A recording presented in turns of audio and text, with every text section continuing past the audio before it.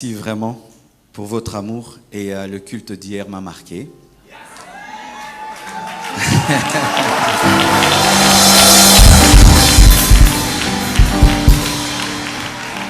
Vous savez,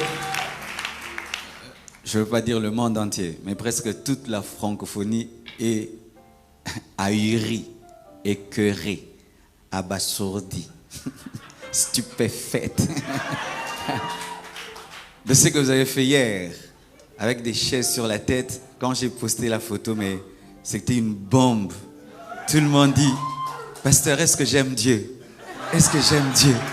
Est-ce que j'aime Dieu? Non, acclamons le Seigneur.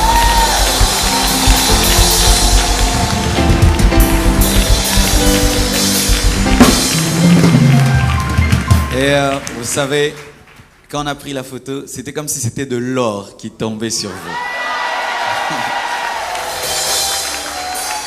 Je vous assure, on a été bénis. On a été purifiés. Tu vois, l'eau purifie, mais c'était comme l'or. La richesse est là, sainteté. Non, mais c'est un signe prophétique extraordinaire. Vous savez, Dieu parle tout le temps, mais souvent l'homme est distrait. La pluie avait la couleur de l'or. Et la pluie lave et l'or enrichit. L'équilibre entre la sainteté et la prospérité. Aujourd'hui, je vais faire l'effort de ne pas être mode vibration. Je vais parler calmement pour vibrer le soir. Amen. Surtout qu'il y a des hommes de Dieu. Nous devons un peu vous parler en profondeur des secrets pour prospérer dans le ministère. Amen. Vous savez, j'ai décidé, chaque fois que j'aurai à parler aux hommes de Dieu, de parler plus de comment je suis arrivé là. C'est pas que j'ai fait beaucoup, mais c'est sûr qu'il y a beaucoup de gens qui aimeraient poser la question, pasteur, tu fais comment, tu as fait comment, tu viens d'où? Et tu n'as pas le temps de le faire. Et dernièrement, quand j'ai invité le pasteur Ivan, il devait parler aux hommes de Dieu, on lui avait donné, il devait répondre à des questions sans thème. Et quand il a voulu le faire, Dieu lui a dit non, tu vas parler seulement du secret de ton ministère. Il a parlé que de deux choses, mais ça a bouleversé les gens. Un cœur pur, deux, honorer les pères. Et non, on s'était rendu compte qu'on n'honorait pas nos pères à Kinshasa, qu'on était vraiment des impolis spirituels, des rebelles. On s'est repenti, on est allé chercher nos pères, on les a honorés et ça nous a bénis. Amen. Et merci encore, Bishop, pour l'invitation, ainsi que maman. Merci beaucoup. Je me sens chez moi. Vraiment, merci beaucoup. Prions pour la parole. Oh, oh, oh, oh, oh. Je crie à toi.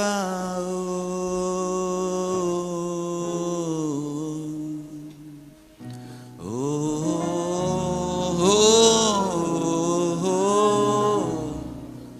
Je crie à toi.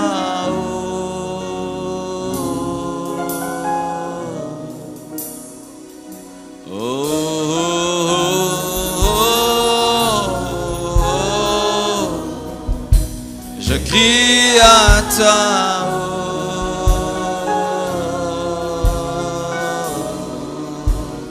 Oh, oh, oh, oh. Je crie à toi. Oh.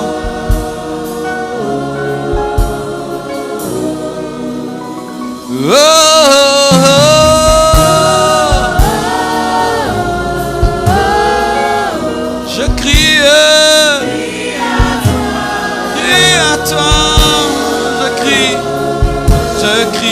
à toi, oh.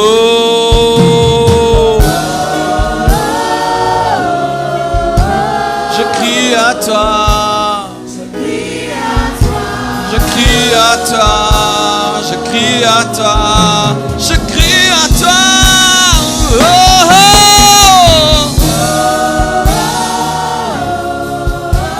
Je crie à toi. Je crie à toi, je crie à toi, je crie à toi, yeah.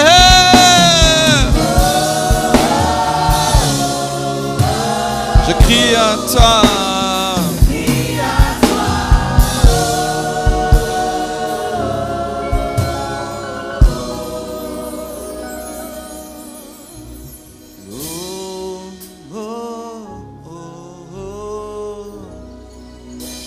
Je crie à toi.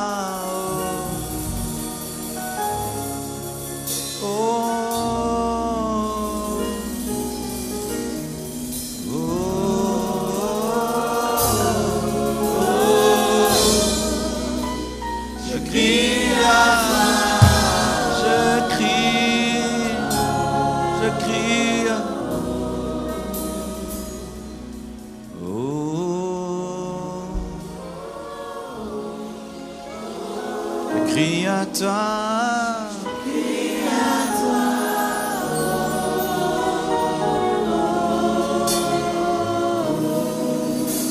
Je crie.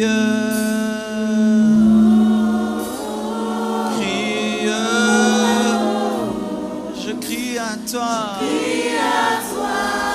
crie à toi.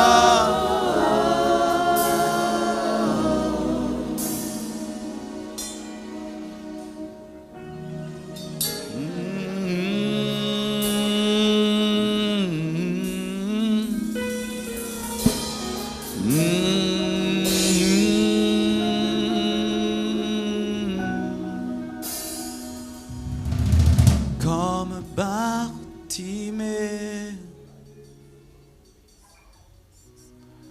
je crie à toi.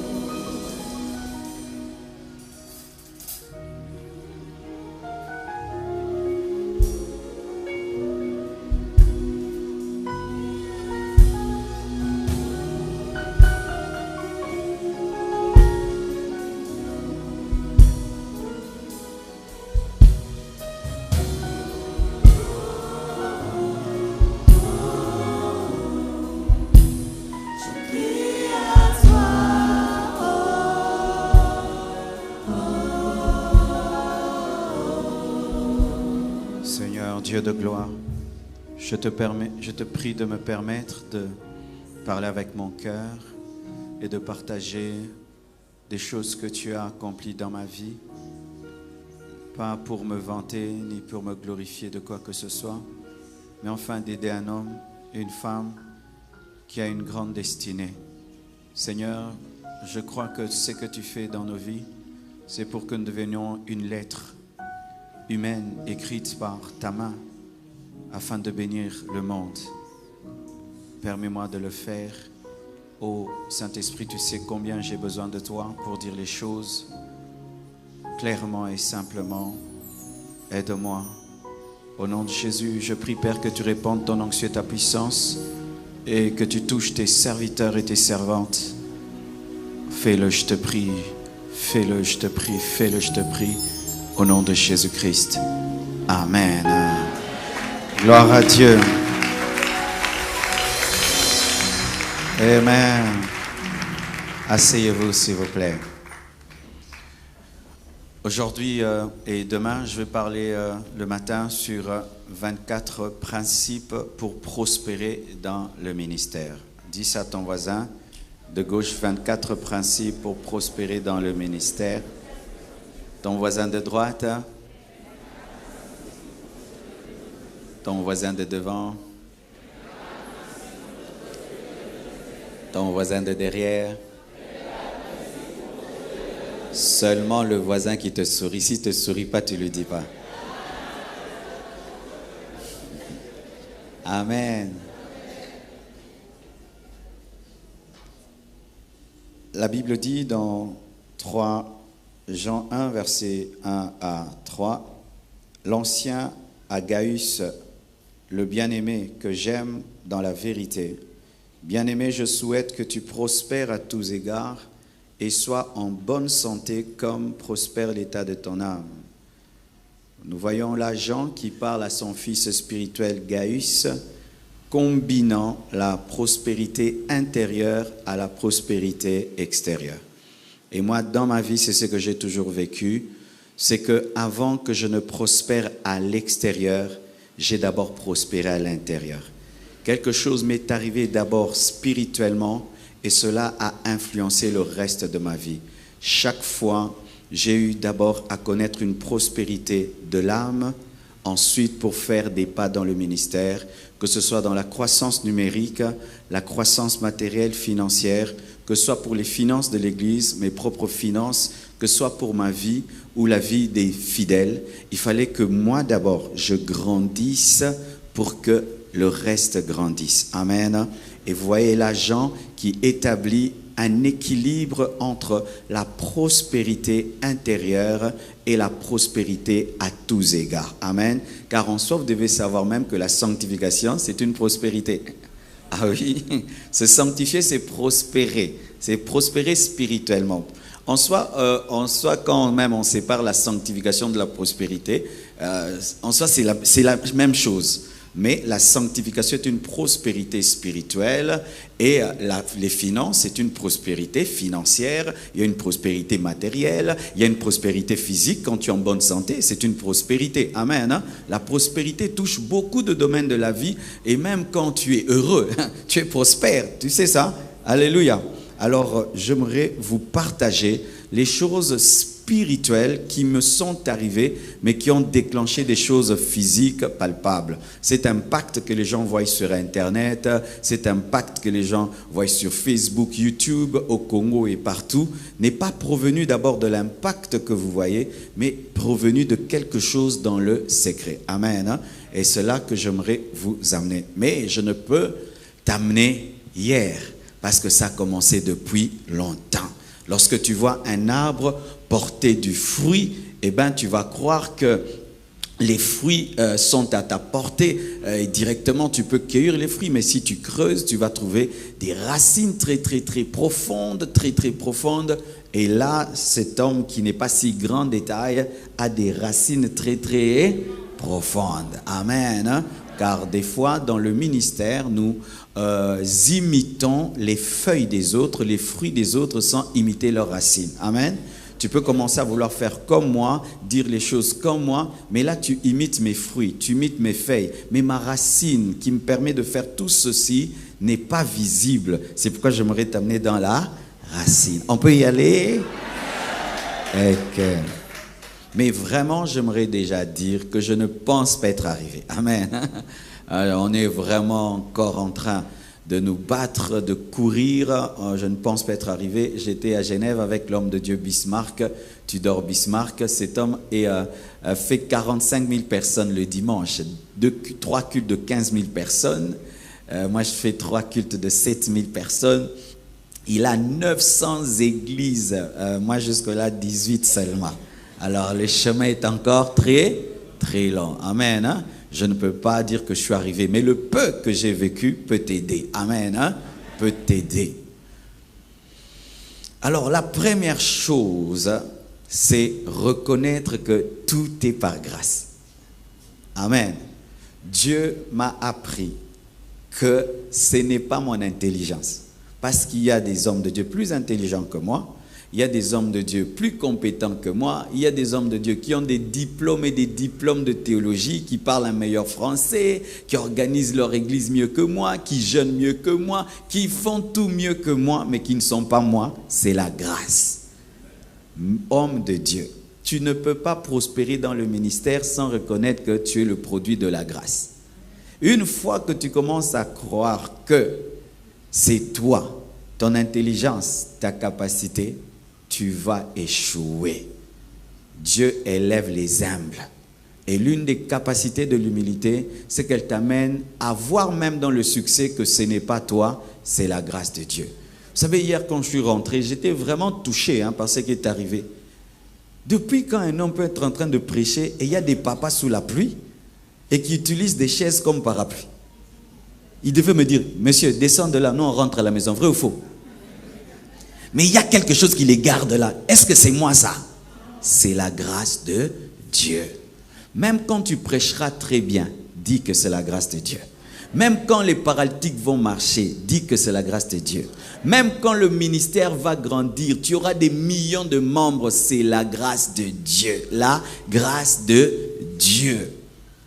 J'ai vu des amis qui prêchaient mieux que moi, qui connaissaient mieux que moi, mais eux, quand ils ont commencé le ministère, ils disaient ceci: je prêche bien, mon église va avaler toutes les églises. Mon église va avaler toutes les églises. Ils appelaient leur église, ils disent: mon église c'est le bâton de Moïse qui avale les serpents des pharaons. Mais depuis qu'ils ont commencé l'église, ça n'a avalé aucune église. Mais ils prêchent très bien. C'est terrible, je vous dis. S'ils prêchent, vous êtes tous debout. Mais l'église ne grandit pas. Pourquoi? C'est moi. Je suis capable. Je peux. Je suis capable. Moi. Faites attention. Ce sont les hommes à genoux qui se tiennent debout. Les hommes debout finissent par terre. Et l'une des choses qui a conforté cela, c'est quand j'ai observé, je ne vais pas citer le nom, l'un des plus grands hommes de Dieu dans le monde, il a la plus grande église d'Afrique. Le jour que je l'ai vu, je vous dis la vérité, j'aimerais être très sincère, je l'ai suivi en train de prêcher et je l'ai méprisé. Pourquoi? Il parlait, brother, God give you hello. J'ai dit, regardez-moi ce papa-là. Il a même envie de dormir, il endort les gens comme ça. Je vous dis, je voulais zapper parce que moi, j'écoutais T.D. Jakes, Noel Jones, donc il faut que ça bouge. Et puis Dieu me dit, assis-toi, écoute. Et puis, on arrête de le montrer, on montre la foule. Une église des kilomètres. J'ai dit, c'est quoi ça? Je me suis assis. J'ai dit, comment cet homme peut parler comme s'il dort, mais il y a une foule comme ça? Qu'est-ce qu'il y a ici? Qu'est-ce que ces hommes sentent et entendent lorsque ses papas les endort? Alléluia. Mais qu'est-ce qu'il y a ici? Je me suis assis. J'ai commencé à regarder. Et puis Dieu a commencé à m'enseigner. Il m'a dit, Marcelo, tu vois quoi? J'ai dit, c'est un homme qui prie beaucoup. Tu as bien vu. 2, tu vois quoi? C'est un homme brisé, archi-brisé. Tu as vu. Qu'est-ce que tu vois? C'est un homme, quand il parle, il croit que ses paroles deviennent réalité. Qu'est-ce que tu as vu? Aucun homme ne peut avoir une telle église naturellement. C'est le surnaturel qui peut faire une église d'1 million de personnes. 1 million de personnes. Et puis j'ai commencé à pleurer. En ce temps-là, j'avais une église de 800 membres. Lui, il avait une chorale de 5000 personnes. J'ai commencé à pleurer. J'ai dit, Dieu, tu ne m'aimes pas. Je te demande que sa chorale. Donne-moi sa chorale.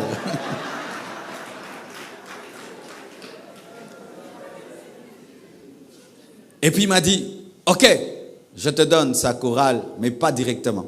Je te donne le 1/5 de sa chorale. Je te donne 1000 membres. Mais va le dire à l'église. Je vais aller dire à l'église que Dieu m'a dit, cette année nous serons à 1000. On avait fait plus de 11 ans, 12 ans. On n'atteignait jamais 1000 membres. Et j'ai cru qu'en une année, on sera à 1000. Quelle folie. Mais j'ai vu la grâce qui était sur cet homme. Et le surnaturel qui était sur lui. Et cette grâce, j'ai dit, si Dieu m'a parlé au travers de lui, je crois que cela va arriver. À la fin de l'année, on était à 1000. Et quand on a atteint 1000 membres, Dieu m'a dit, tu as la joie? J'ai dit oui. Là, vraiment, je peux même mourir. Il m'a dit non. Dis maintenant que vous serez à 2000 l'année prochaine. J'ai dit 2000. Non. 2000 en une année. 1000 membres qui s'ajoutent. Comment ça? Va seulement le dire. Crée l'église en parole. Comment? Oui, j'ai créé tout par ma parole. Crée l'église par la parole. Va dire à l'église, vous serez à 2000. Et je suis allé, j'ai dit, nous serons cette année 2000. Ils m'ont dit, le pasteur est devenu fou. Et quand j'ai dit, nous serons à 2000, j'avais pas assez de chaises pour mettre ces 2000 personnes. Dieu m'a dit, tu n'as pas la foi. Car si tu crois que tu auras 2000, tu dois avoir 2000 chaises. Car des fois, nous attendons la croissance des églises sans croire qu'elle viendra. Car si tu attends 2000 membres, où sont les chaises de 2000 membres? Lorsqu'une femme attend 3 enfants, elle fait la lettre de 3 enfants. Mais toi, tu attends 2000 membres avec 500 chaises.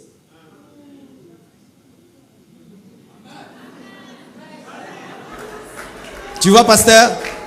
Des fois, tu dis que tu crois. Tu n'as pas la foi. Parce que si Tu attends des triplés, tu vas préparer la lettre des triplés. Mais toi, tu attends la croissance de l'église. Où est le signe de la préparation de la croissance? Si tu attends la pluie, tu vas préparer les bassines. Mais si tu attends la croissance, où vas-tu recevoir la croissance? Soit tu ajoutes un culte de plus, soit tu achètes des chaises ou tu casses. Et moi, j'ai acheté des chaises. Mais vous savez, les 2000 personnes ne sont pas venues du coup. Il y avait une partie assise, une partie vide. Et les gens ont commencé à appeler mes chaises, les chaises du pasteur Marcelo. Les fidèles sont terribles, ils sont spécialistes en nom. Ouh, regarde les chaises du pasteur, mettez les chaises du pasteur. Je dis, mettez les chaises, mettez les chaises. Mettez les chaises du pasteur, il va se fâcher. Mettez ses chaises. C'était pas les chaises de l'église, c'était mes chaises. Et on a mis mes chaises. Et je disais 2000, 2000, 2000, 2000. Tel il est, tel nous sommes. Dieu crée par la parole. Tu crées le ministère par la parole. Et nous étions à 2000. Quand j'ai vu 2000, j'ai eu la foi. J'ai demandé 3000. Et on était à 3000. 4000, 4000. 5000, 5000. 6000, 6000. 7000, 7000. Cette année, nous devons atteindre 8000 personnes. Mes frères et sœurs, la grâce. Si maintenant tu me dis, pasteur, tu as fait quoi? Et je commence à t'expliquer, je suis intelligent, je suis capable, je suis cela, je suis bête, n'est-ce pas? Parce que je suis en train d'expliquer une chose que j'ai obtenue par grâce. C'est la grâce.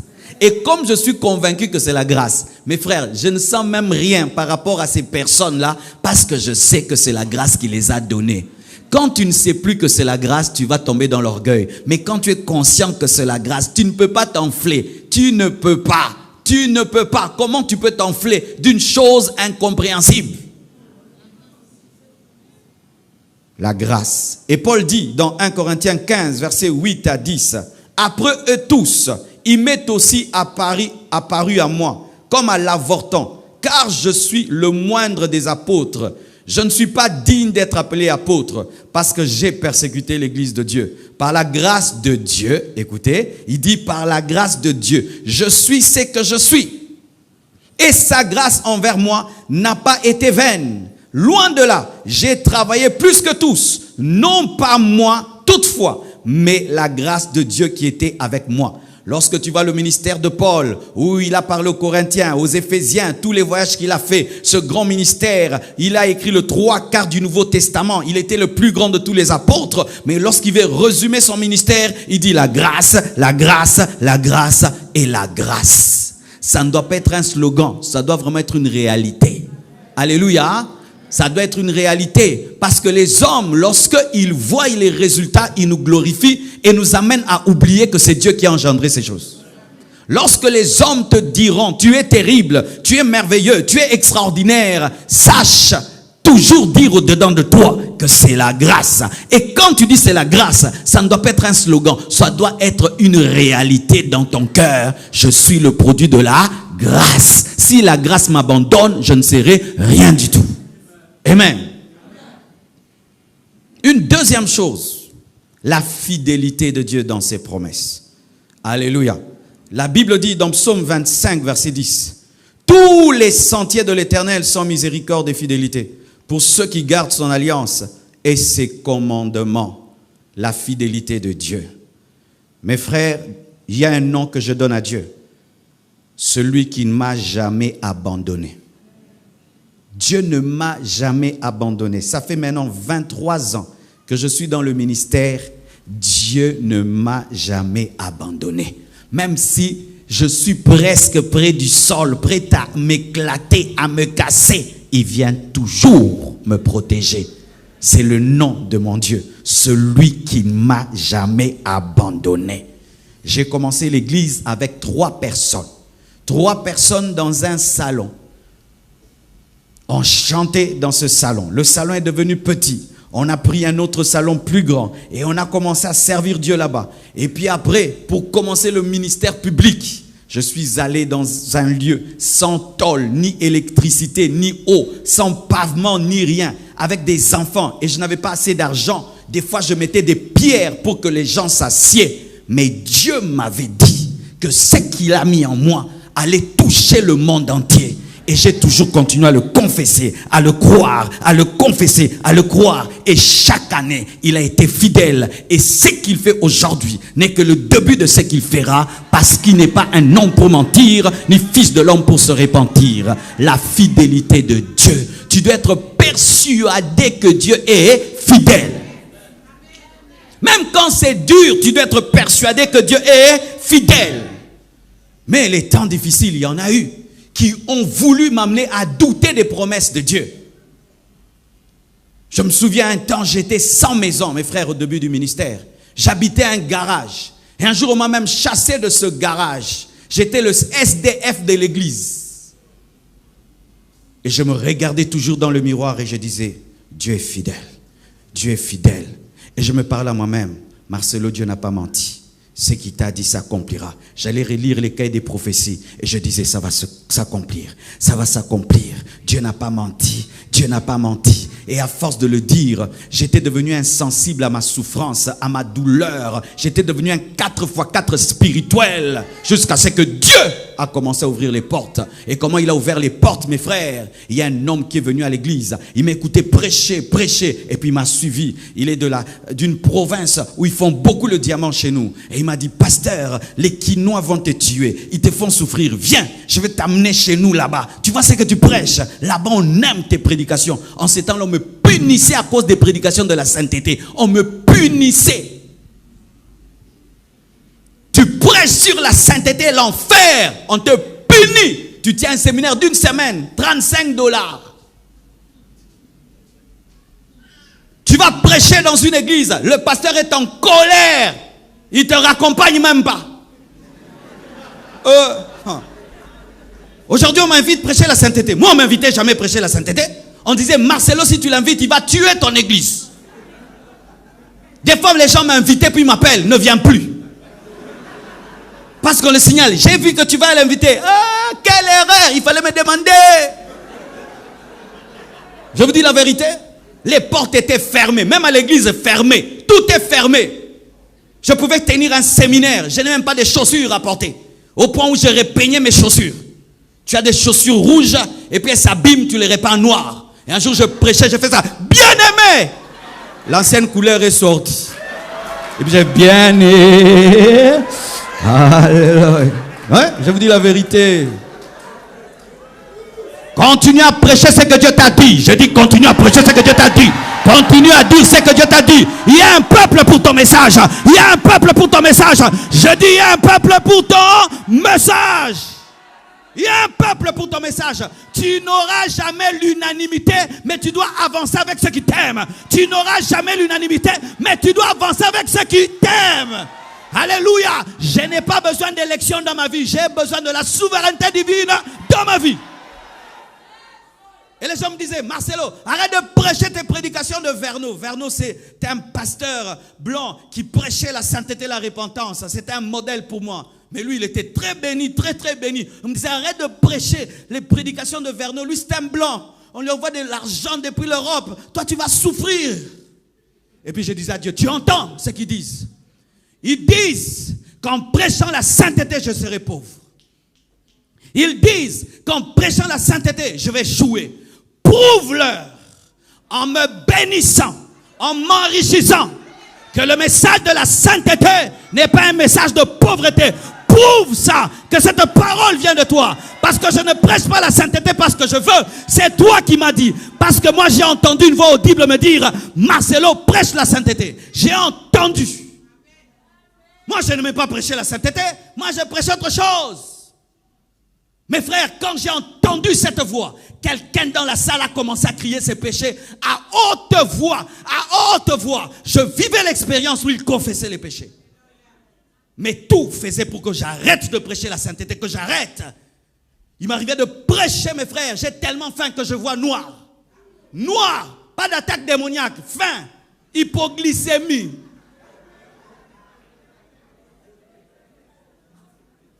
Mais tu rentres.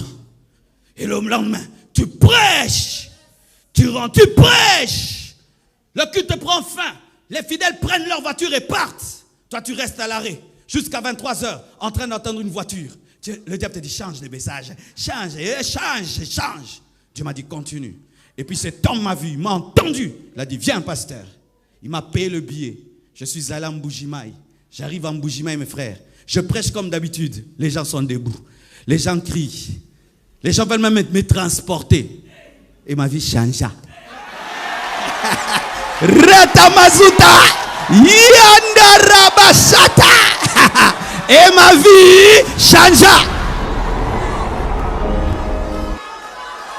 Et ma vie changea. Le peuple de ta destinée existe. Je dis le peuple de ta destinée existe. La Bible dit, elle est allée auprès des siens et les siens l'ont refusé. Elle est allée auprès de quiconque. Ton rejet est une direction. Ton rejet est une direction. Ton rejet est une direction. Ton rejet est une direction. Alléluia. Jusqu'aujourd'hui, je garde les vestiges de ce qui m'était arrivé. Les vestiges. Moi, j'étais très mince. Plus mince que le pasteur. Mais quand je suis allé là-bas, mes frères, comme j'ai mangé mal, ils ont commencé à me nourrir. Et j'ai pris du poids. Jusqu'aujourd'hui, je me bats contre ça. Ça, c'est le souvenir. J'ai changé de garde-robe en plein voyage missionnaire. Aucun de mes vêtements ne m'allait. Et quand je suis revenu, moi qui habitais un garage, j'ai quitté le quartier. Je suis allé trouver une belle maison. Et puis je me suis marié.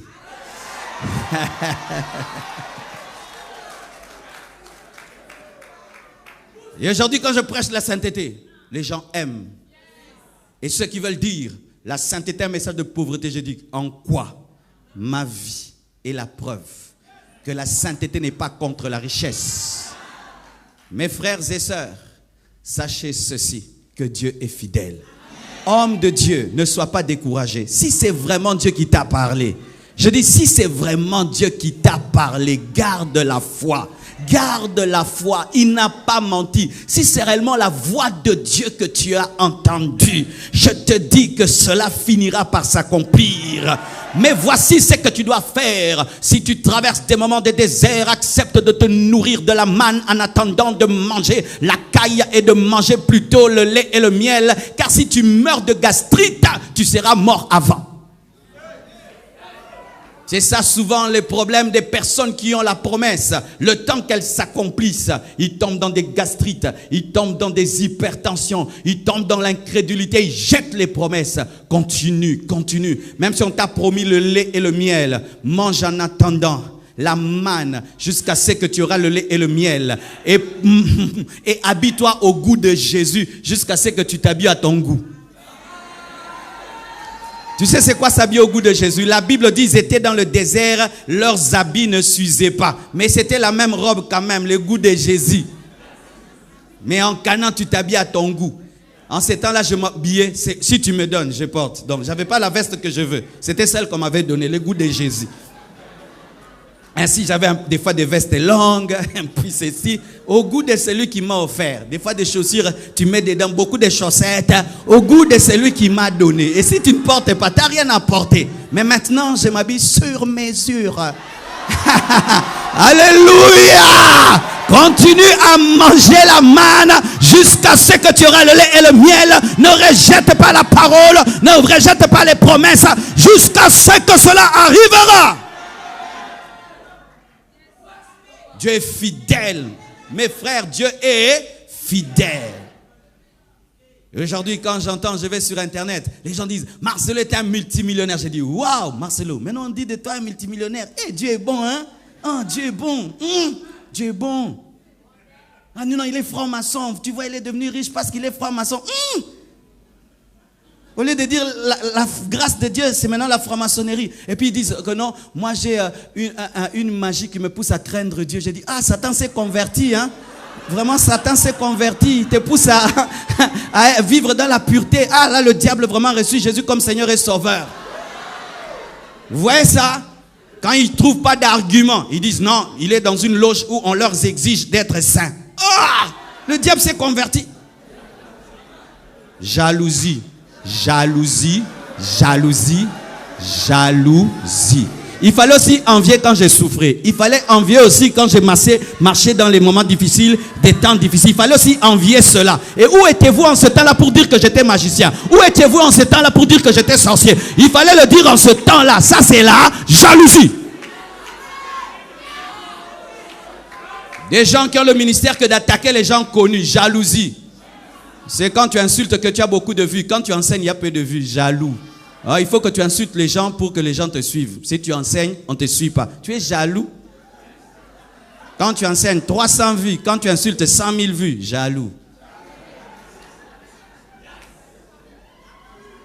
Oui, quand on voyait un homme de Dieu, quand il insulte les gens, il a beaucoup de vues. Mais quand il enseigne, il a peu de vues, c'est un jaloux. Et il doit insulter les gens connus pour avoir des vues. C'est vraiment un jaloux. Et c'est quelqu'un qui n'est pas heureux dans sa propre vie. Parce que quand tu es heureux dans ta vie, tu n'as pas le temps d'être tout le temps derrière la vie des autres pour les insulter. C'est un homme qui n'est pas heureux. Moi, je sais qu'il n'est pas heureux. Tu ne peux pas être heureux tout le temps en train de... Il a dit quoi? Il a fait quoi? Oh, tu vas même prendre des photos sur Facebook des gens. Donc, tu entres dans mon Facebook et puis tu... Ah, vraiment, jaloux, distrait. Tu n'es pas heureux. Homme de Dieu. Lorsque tu fais de ta vie, tu ne fais que scruter le ministère de l'autre tout le temps. Tu ne seras jamais heureux, tu n'avanceras pas. Car sachez ceci, que l'arbitre n'a jamais le ballon d'or.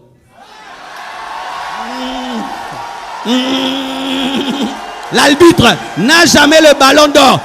Il va te donner carte rouge, carte jaune, mais c'est Messi qui a le ballon d'or. C'est celui qui joue qui a le ballon d'or. C'est celui qui est dans l'action qui a le ballon d'or. Pas l'observateur, pas l'observateur. L'arbitre n'a jamais le ballon d'or. Si tu fais un ministère d'arbitrage, tu n'auras jamais le ballon d'or. Il est perdu, il n'est pas perdu, il est perdu, il n'est pas perdu. Carte rouge, carte jaune spirituelle. Quand est-ce que toi tu vas travailler, toi aussi? Car tous ceux qui travaillent commettent des erreurs. Tout le monde qui travaille commet une erreur. Toi aussi viens ici parler. On va trouver des choses à dire. On va trouver, parler 2 heures du temps et ne pas commettre des erreurs. Oh. Hein. Alléluia. Ne tombez pas dans le ministère d'arbitrage. C'est Dieu qui va déterminer au dernier jour qui était vrai, qui était faux. Toi, sers Dieu. Reste dans ton couloir et va jusqu'au bout.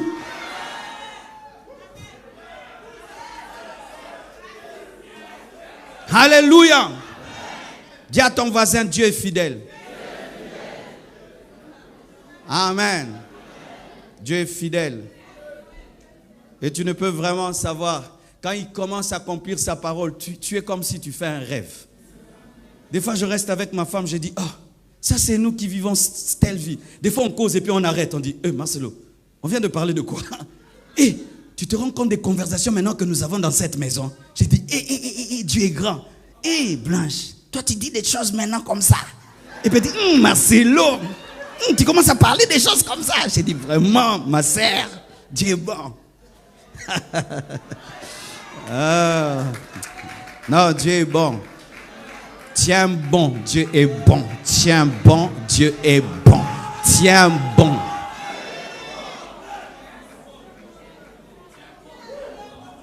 Alléluia. Une autre chose, des expériences que j'ai eues. Homme de Dieu, il ne faut pas que tu serves un Dieu théorique. Il faut que tu le rencontres toi-même. Sinon, un jour, l'ennemi va t'attaquer, il va te dire, ce sont tes pensées. C'est pourquoi Moïse a tenu, parce qu'il avait l'expérience du buisson ardent. Il s'est tenu devant un buisson qui parlait. Et même s'il pouvait passer par des moments difficiles, il savait que mon expérience était réelle. J'ai vu un buisson ardent. Je suis s'est révélé à moi. J'ai vu mon bâton devenir un serpent et le serpent devenir un bâton. J'ai vu cette main pure devenir lépreuse et j'ai vu la main lépreuse devenir pure. Il existe. Ce n'est pas moi-même qui m'envoie devant Pharaon, c'est l'Éternel qui m'envoie. Est-ce que, homme de Dieu, tu as des expériences réelles avec Dieu? Quand tu es dans le secret de ta chambre, tu te remémores quoi? Tu te remémores quoi? J'ai jamais oublié ma conversion. Hier, quand j'ai entendu le pasteur témoigner sur comment il s'est converti, j'ai dit, mais Dieu, il tire toujours ces hommes de Dieu de loin. Tu sais, moi aussi, c'est presque pareil. Moi, quand j'étais païen, mes frères, je me suis converti à l'âge de 15 ans, mais je commettais les péchés comme si j'avais 30 ans. je lisais que des livres d'adultes. Et pas les livres avec photos, c'était pour les enfants. C'était avec vraiment de la littérature. Et que j'ai mémorisé, de sorte que j'étais le conseiller en amour des gens de 30 ans. Quand toi et ta copine, ça ne va pas, peut-être c'était déjà le pastorat. Je vous fais asseoir, je vous conseille, et puis vous revenez ensemble. Mais j'ai 15 ans, je gère des gens de 30 ans, 25 ans. Quand les gens venaient chez nous, ils avaient 30 ans. Nous cherchions Marcelo. Et maman disait, toi, tu cherches un petit enfant comme ça. Je dis, non, c'est mon ami. Et puis je sortais là, oui, c'est mon pote. Et donc ma mère disait, qu'est-ce que tu fais avec ces gens-là? Je dis, non, on cause bien. Et quand tu as mon âge, je t'appelais bébé. Ce sont des enfants. Pourquoi? Quand je cause avec toi, je trouve que tu es trop bas. Tu n'es pas profond dans le péché. Ouais. C'est quand Jésus est venu dans ma vie. Et vous savez, Jésus est venu comment dans ma vie? Je ne supportais pas d'aller à l'église. Moi, je combattais les églises. Il y avait une église à côté de nous et je prenais des baffles et je mettais contre l'église et je mettais du MC Hammer. Et en ces temps-là, il y avait une chanson de MC Hammer qui disait « Pray, pray ». Il rappait sur la prière, mais pour le diable. Et je leur mettais maintenant « Priez, priez » de MC Hammer. Et le pasteur là était pauvre. Il n'avait même pas de baffle, ni de micro. Il sortait et me disait « Marcelo, toi, arrête ta musique ». J'ai dit « Oh, pasteur, que ton Dieu t'achète des baffles. Ici, c'est chez nous. » Et il me maudissait. Ah oui, je ne supportais pas les hommes de Dieu. Quand tu as la sainteté, en moi, j'avais envie de donner les coups à tous ceux qui craignaient Dieu. Si seulement tu dégages la présence de Dieu, j'avais envie de donner des coups. Pourquoi? Parce qu'à l'âge de 10 ans, j'ai eu une apparition des sorcières qui sont venues me bouffer. Vous qui ne croyez pas que la sorcellerie existe, que les démons existent, que le diable existe, vous vous trompez.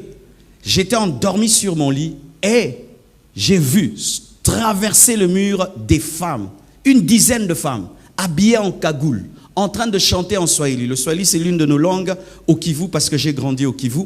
Elles chantaient en Swahili, Wangu Marcelo, Nakula Marcelo. C'est-à-dire, Marcelo est à moi, je vais manger Marcelo. Et pendant que ces femmes chantaient, mes frères, elles jouaient un tam-tam. Vous voyez les tam-tams du village là? Je vous dis, dans la coutume africaine, il y a beaucoup de sorcellerie. Hein? C'était du sang vraiment là, un tam-tam satanique. Et il y avait une casserole dans le vide qui était en train de bouillonner sans feu. Ah oui, la lévitation. Et qui bouillonnait dans le feu, sans feu. Et j'ai vu mon esprit aller dans la casserole. Plus elle chantait, plus je sentais mon esprit aller dans la casserole pour être mangé. J'étais bloqué, paralysé. Je n'arrivais même pas à causer avec mon frère qui dormait avec moi. Je ne pouvais même pas le bouger. J'étais éveillé. C'est pas que je dormais, je voyais, je vivais en live l'expérience. Et en ces temps-là, je priais quelque part. J'évite de citer le nom parce que je suis en cessez-le-feu. Je priais quelque part. Alors quand je priais là-bas, on n'avait que 2 prières. Soit tu salues maman, soit tu dis notre Père. J'ai salué maman. Maman ne m'a jamais répondu. J'ai resalué. Resalué, je vous dis, maman vraiment ne répondait pas. Arrêtez de saluer maman.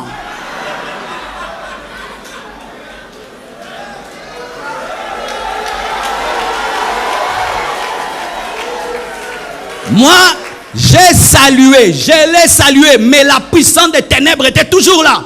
Et puis j'ai pris ma deuxième prière qu'on nous avait enseignée là-bas. Notre Père qui es aux cieux, que ton nom soit sanctifié, que ton règne vienne. Quand j'ai dit que ton règne vienne, à l'instant, elles ont disparu. La casserole a disparu. Ça, c'est une vraie prière. Ça, c'est la prière de la Bible. Ça, c'est la prière de la Bible.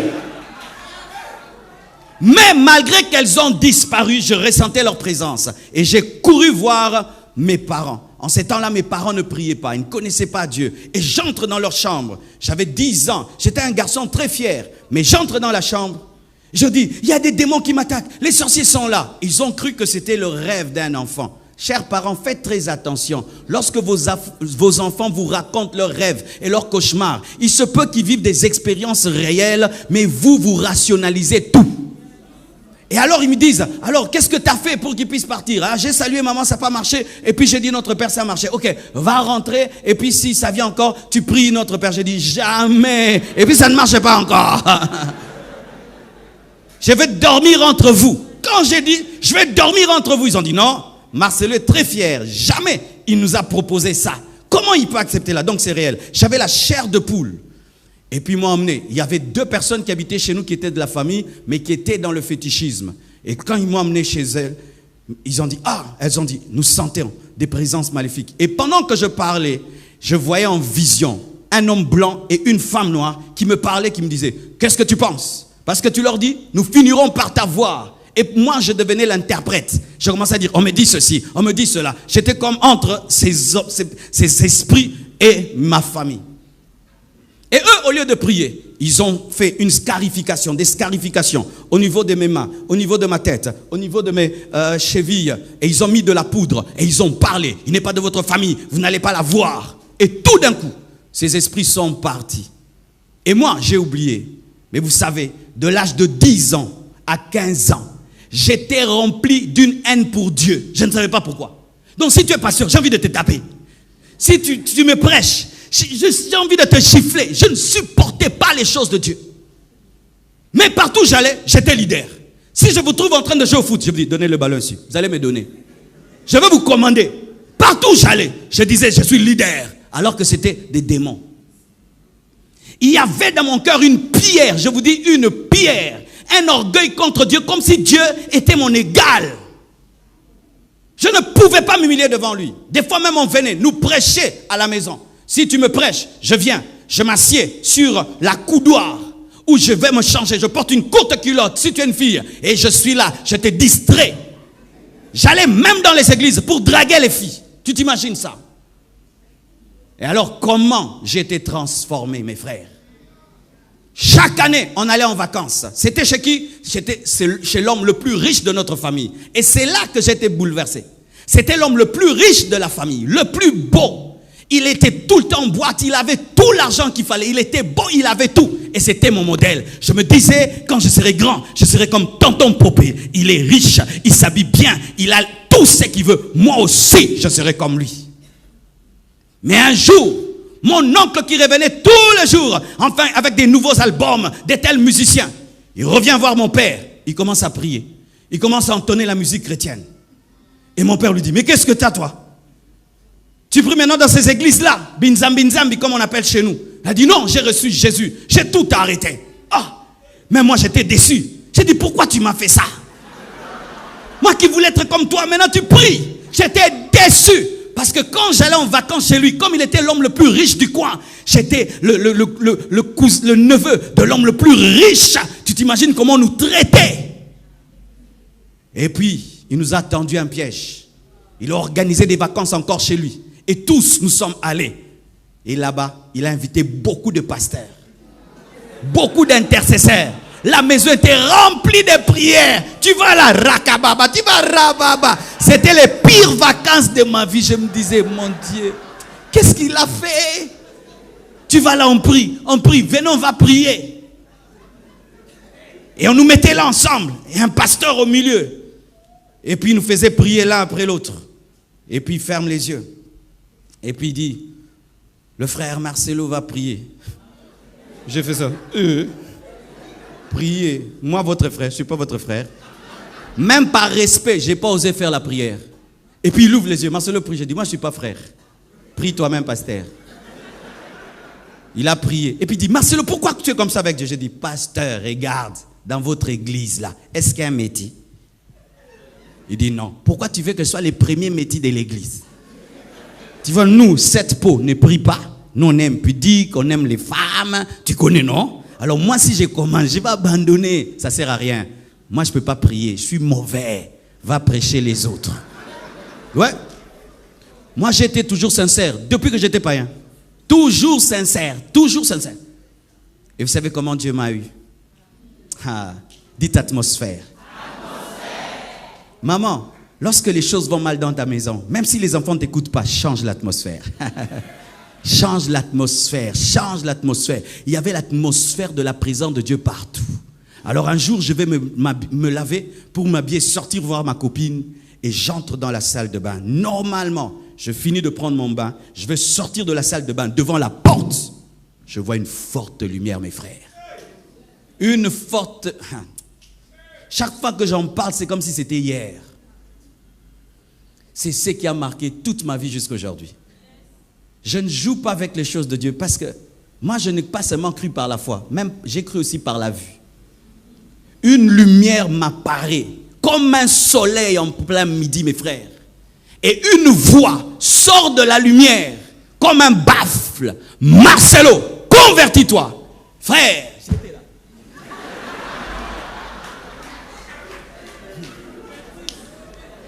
J'avais mon essuie sous mes reins et j'étais là. Il se dégageait de cette présence deux choses, la sainteté et l'amour. La sainteté me repoussait, mais l'amour me retenait. J'avais envie de fuir et de rester. Je sentais à la fois qu'il m'aimait beaucoup, mais je sentais à la fois qu'il était trop pur pour que je reste là. Il m'a dit, Marcelo, convertis-toi. Et j'ai répondu. J'ai répondu à la voix. On se convertit comment?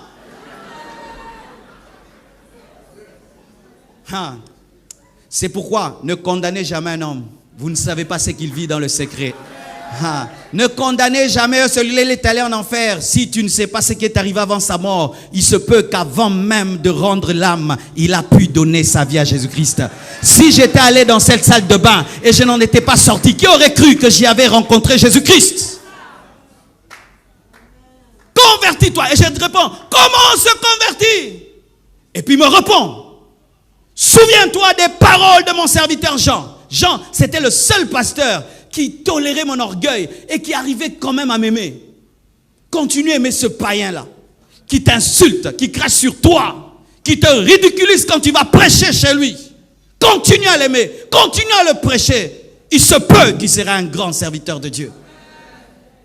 Et Jean me prêchait toujours. Et Jean m'avait dit ceci, Marcelo, si tu fais un pas, Dieu fera 9 pas pour toi. Parce que je lui disais, Jean, moi je ne veux pas être moins sérieux avec Dieu. Je ne veux pas commencer et puis abandonner. Il m'a dit, Marcelo, Dieu ne te dit pas de te changer toi-même. Tu ne peux pas te changer. Donne-lui seulement ta vie et lui va faire le reste. Et la voix me rappelle la prédication de Jean. Fais un pas, Dieu fera le 9. Toi seulement crois. Et moi, je n'ai pas fait les prières d'acceptation. Je ne veux pas choquer quelqu'un, amen, hein? Mais je dois dire la vérité parce que Paul n'avait pas fait la prière d'acceptation. Il avait eu la révélation que Jésus est Seigneur. Beaucoup de gens font des récitations sans révélation. C'est pourquoi nous avons des faux chrétiens dans les églises. Seigneur Jésus, mais il n'y a pas de révélation. Quand cette voix m'a parlé et m'a dit, souviens-toi des paroles de mon serviteur Jean. Et je me suis directement souvenu que Jean m'avait dit, si tu fais un pas, Dieu fera 9 pas. Mes frères, je ne sais pas ce que j'ai dit. J'ai seulement commencé à pleurer. Pleurer. J'ai ouvert la porte. Je suis sorti calme de la salle de bain. Les gens ne comprenaient pas parce que c'était moi la star des vacances, la star. Je suis sorti et je suis allé m'habiller. Après, je suis allé dormir. Et puis j'ai cherché une Bible après. Je l'ai ouvert comme ça, je ne connaissais pas la Bible. J'ouvre. Tout ce que j'ouvre tombe sur moi. J'ouvre ici, ça me touche. J'ouvre là, ça me touche. J'ai dit, ça c'est quel genre de livre qu'on écrit pour moi? Et c'est quoi? Donc ça me touchait à un niveau. Et puis j'ai déposé la Bible. Ça me faisait trop mal. Et à l'instant, mes frères, tu t'imagines, tu te convertis aujourd'hui. Tu as une expérience de Jésus. Mais à l'instant, quand seulement je dors, je vois des nains, petits comme ça, tout noirs, qui volaient dans les airs, des milliers qui parlaient 3 langues au même moment, le français. Ne sois jamais orgueilleux de parler français, les démons parlent aussi français. Le lingala et le swahili, et me parlaient aussi. Pourquoi tu t'es converti en français? En lingala, en swahili, Dieu anini, 3 langues au même moment. Et ces esprits venaient en colère, en trombe, sont entrés dans ma chambre. Et j'ai vu que ces esprits venaient des villages. C'était quoi? Quand j'avais 10 ans. Quand j'avais 10 ans, la poudre qu'on avait mis en moi, c'était des esprits du village qu'on avait mis en moi. Et ces esprits-là, donc pendant 5 ans, étaient avec moi. Ce sont ces esprits qui me rendaient orgueilleux, incrédule, jaillissaient Dieu. Comme tu es là, il y a certaines choses que tu fais, ce sont les démons. Ce sont les démons qui te poussent à mener cette vie. Tu penses que c'est ton caractère, alors que ce sont des démons. Et ces esprits se sont manifestés directement. Mes frères, ces esprits se sont retrouvés en dehors de moi. Sans prière de délivrance, lorsque ta conversion est profonde, les démons partent.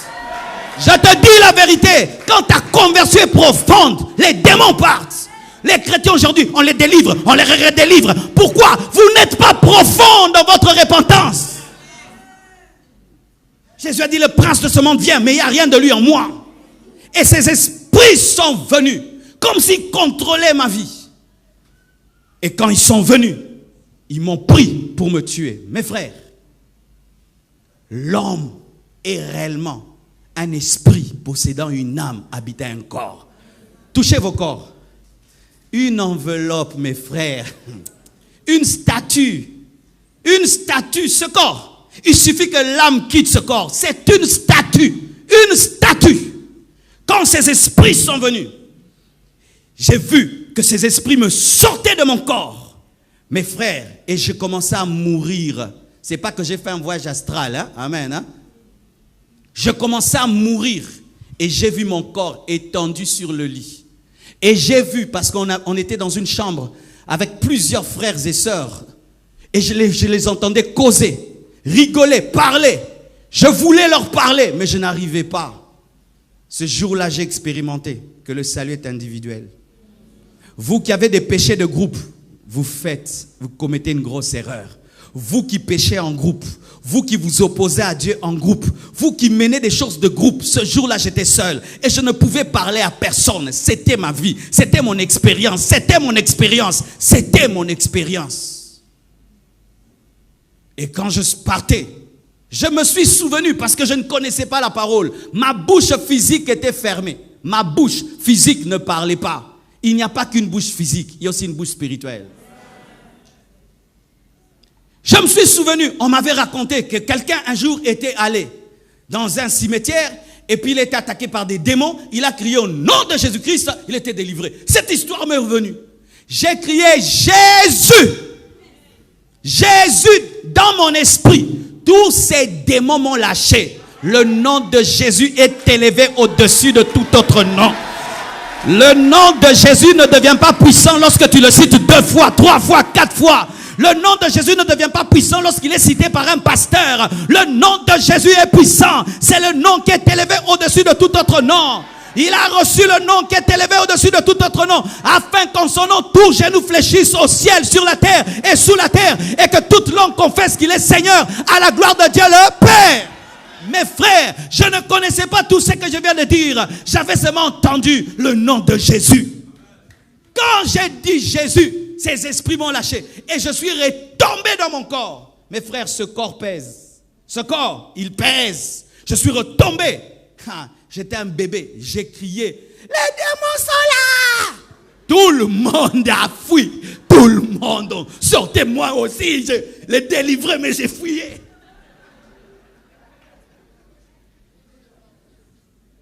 Et vous voyez, dès le début de ma vie chrétienne, je n'ai pas eu le temps de blaguer. Après cette expérience, je suis allé chercher la Bible. Pourquoi ça m'arrivait? Je lisais. Des livres, je lisais. Tout, je lisais. Je savais que le monde spirituel existe. Je savais que Jésus existe. Que le diable existe. Je savais que la vie après la mort est réelle. Je savais tout ça dès le début de ma vie chrétienne. Et si même il faut que je parle d'autres expériences, quand Dieu m'a appelé, tout le reste, il y a tellement de choses à dire. Mes frères, serviteurs de Dieu, tu ne dois pas servir Dieu parce que l'autre le sert. Tu ne dois pas servir Dieu par compétition, par rivalité. Tu ne dois pas servir Dieu par envie. Ça fait bien d'être devant et d'être sur un tapis rouge. Moi aussi, je deviens un pasteur. Qu'est-ce que Dieu t'a dit? Si tu es un civil, tu vas à la guerre, tu vas mourir, mon frère. Est-ce que Dieu t'a mandaté? Est-ce que Dieu t'a parlé? Lorsque Moïse s'est tenu devant Dieu, il a dit, je dirais, qui m'a envoyé? Au nom de qui? Tu vas au nom de qui? Quel est le nom de ton Dieu? Quelle est la révélation de ton Dieu? Quelle est l'expérience que tu as eue? Un homme de Dieu doit avoir une expérience profonde de conversion. Pas d'abord dans l'appel de conversion. Car si ton appel est raté, ton ministère est raté.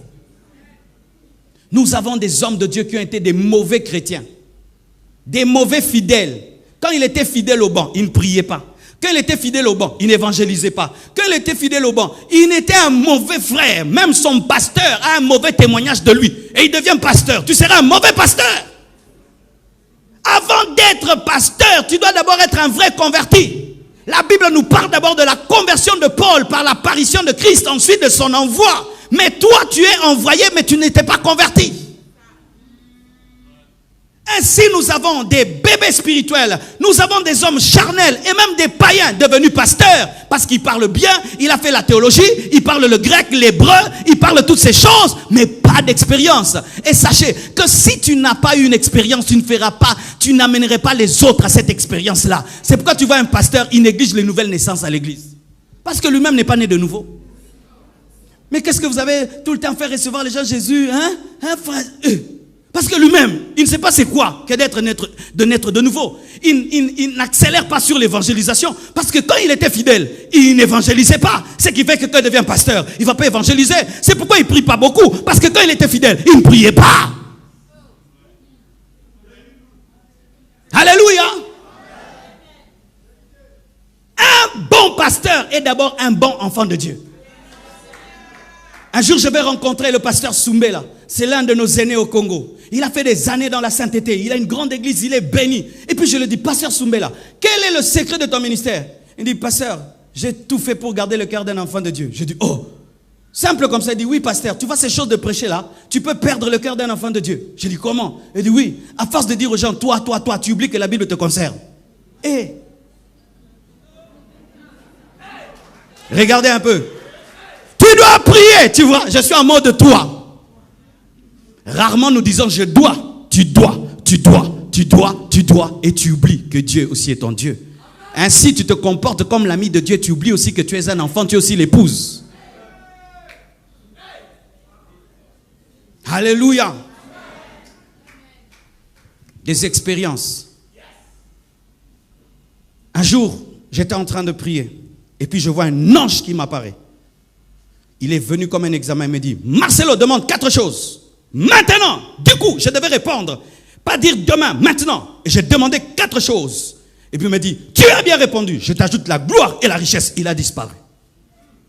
Ça, j'ai vécu ça. Dieu n'est pas que le Dieu de Salomon, mes frères. Dieu n'est pas que le Dieu de Salomon. Dieu, moi aussi, j'avais demandé. Je veux même te dire les 4 choses que j'avais demandé. Je peux te dire? Quand il m'est apparu, il m'a dit, demande 4 choses. J'ai dit, je demande une communauté de 100 000 personnes. Et puis j'ai dit, je demande un réveil mondial. Et puis j'ai dit, je demande le salut de toute ma famille. Et puis j'ai ajouté, je demande, après avoir prêché aux autres, que moi-même sois sauvé. Très important. Alléluia. Très important. Il m'a dit, tu as bien répondu. Je t'ajoute la gloire et la richesse. Il est parti. Chaque fois que je pense à cela, je sais que la gloire et la richesse m'accompagneront. Maintenant, quand tu vois quelqu'un, la gloire et la richesse l'accompagnent, tu combats ça. Est-ce que tu sais ce que tu combats? Tu sais qui tu combats? Vous voyez des choses de combattre, bicombatta, combatta. Bicombatta, combatta. Tu combats un homme, mais tu ne sais pas qu'est-ce qui est derrière lui.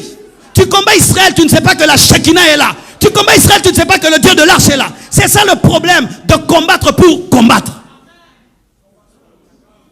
Quand tu me vois me tenir ici, tu sais ce que j'ai dit dans ma chambre? Est-ce que tu sais? Tu ne sais pas. Alors je me tiens ici, je parle, tu me combats. Tu sais ce que j'avais dit?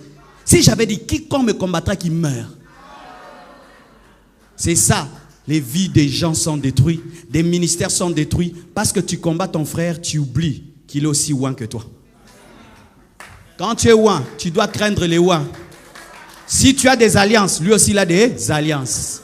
Ah oui. Lui aussi, il a des alliances. Et depuis ce jour-là, mes frères, je ne force rien. Dernièrement, j'étais chez Pasteur Amazou. Il me bénit comme ça. Je prends $1000. Je dis, Pasteur, Dieu me dit de te bénir. Va manger avec ta femme, pense seulement à moi. Je lui donne. Je rentre à Kinshasa. Je vois un millionnaire qui vient chez moi à la maison. Il me dit, Pasteur, Dieu m'a mis à cœur de te donner $100 000. Ouais. Il m'a donné la nuit. Mais je ne me suis pas senti en danger. Parce qu'il y a des gens, si on lui donne $100 000 la nuit, il est en sécurité. Si ça bouge dehors, les voleurs sont là. J'ai dit que Dieu te bénisse, papa. Et puis j'ai pris ça, j'ai mis là dans l'achat parcelle parce qu'on va acheter une deuxième parcelle de l'église. J'ai appelé les diacres, j'ai dit quelqu'un a donné, c'est pour l'achat parcelle. J'ai dormi comme un enfant. Et le matin, on a mis en banque. Calmement, calmos. Je n'ai même pas pris $1000, ni $10 dedans, ni $1 dedans. Je n'ai pas pris 100 000 et tout dans le compte de l'église pour acheter une deuxième parcelle. Et je suis en paix, je suis calme. Maintenant, tu vas combattre ça. Tu sais d'où ça vient? Arrêtez de donner la gloire de Dieu à Satan. Arrêtez de donner la gloire de Dieu à Satan. Comme si c'est seulement Satan qui bénit. Est-ce que lui bénit même? Il maudit, il maudit. Et ainsi, ça fait quoi? Tout ce qui est grand est au diable. Ça, c'est une insulte à Dieu. Vous savez ça? C'est une insulte à Dieu. Une insulte à Dieu. Quand quelqu'un est pauvre, on ne le discerne pas. Si tu es riche, on te discerne. Si tu fais ça, pourquoi tel signe? Si tu fais ça, pourquoi il a fait ça? Si tu fais ça, pourquoi il a fait ça? Toi, maintenant, tu fais quoi? Mais c'est terrible, hein? Tu fais comme ça, pourquoi il lève le cou? Tu fais comme ça, pourquoi il fait ça? Depuis qu'on est enfant, qu'on prie. Prions, les enfants font comment? Seigneur, depuis qu'on est enfant, qu'on prie. Mais maintenant, si je fais ça, ce n'est plus la prière quand j'étais enfant. Si toi, tu restes calme comme ça, il n'y a rien. Mais moi, si je reste calme comme ça, il est en train d'invoquer. Si tu ouvres les yeux, il est en train de contrôler. Tu fermes les yeux, tu invoques. Tu ouvres les yeux, tu contrôles. Tu fais quoi? Tu disparais. Dis bêtise. Dis bêtise. Bêtise, bêtise et bêtise.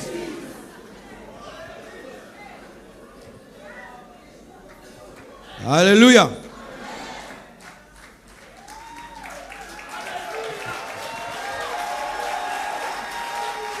Alléluia. Et maintenant, une autre chose maintenant que la grâce de Dieu m'a enseigné. Parce que la grâce enseigne. La grâce enseigne à renoncer aux œuvres mortes.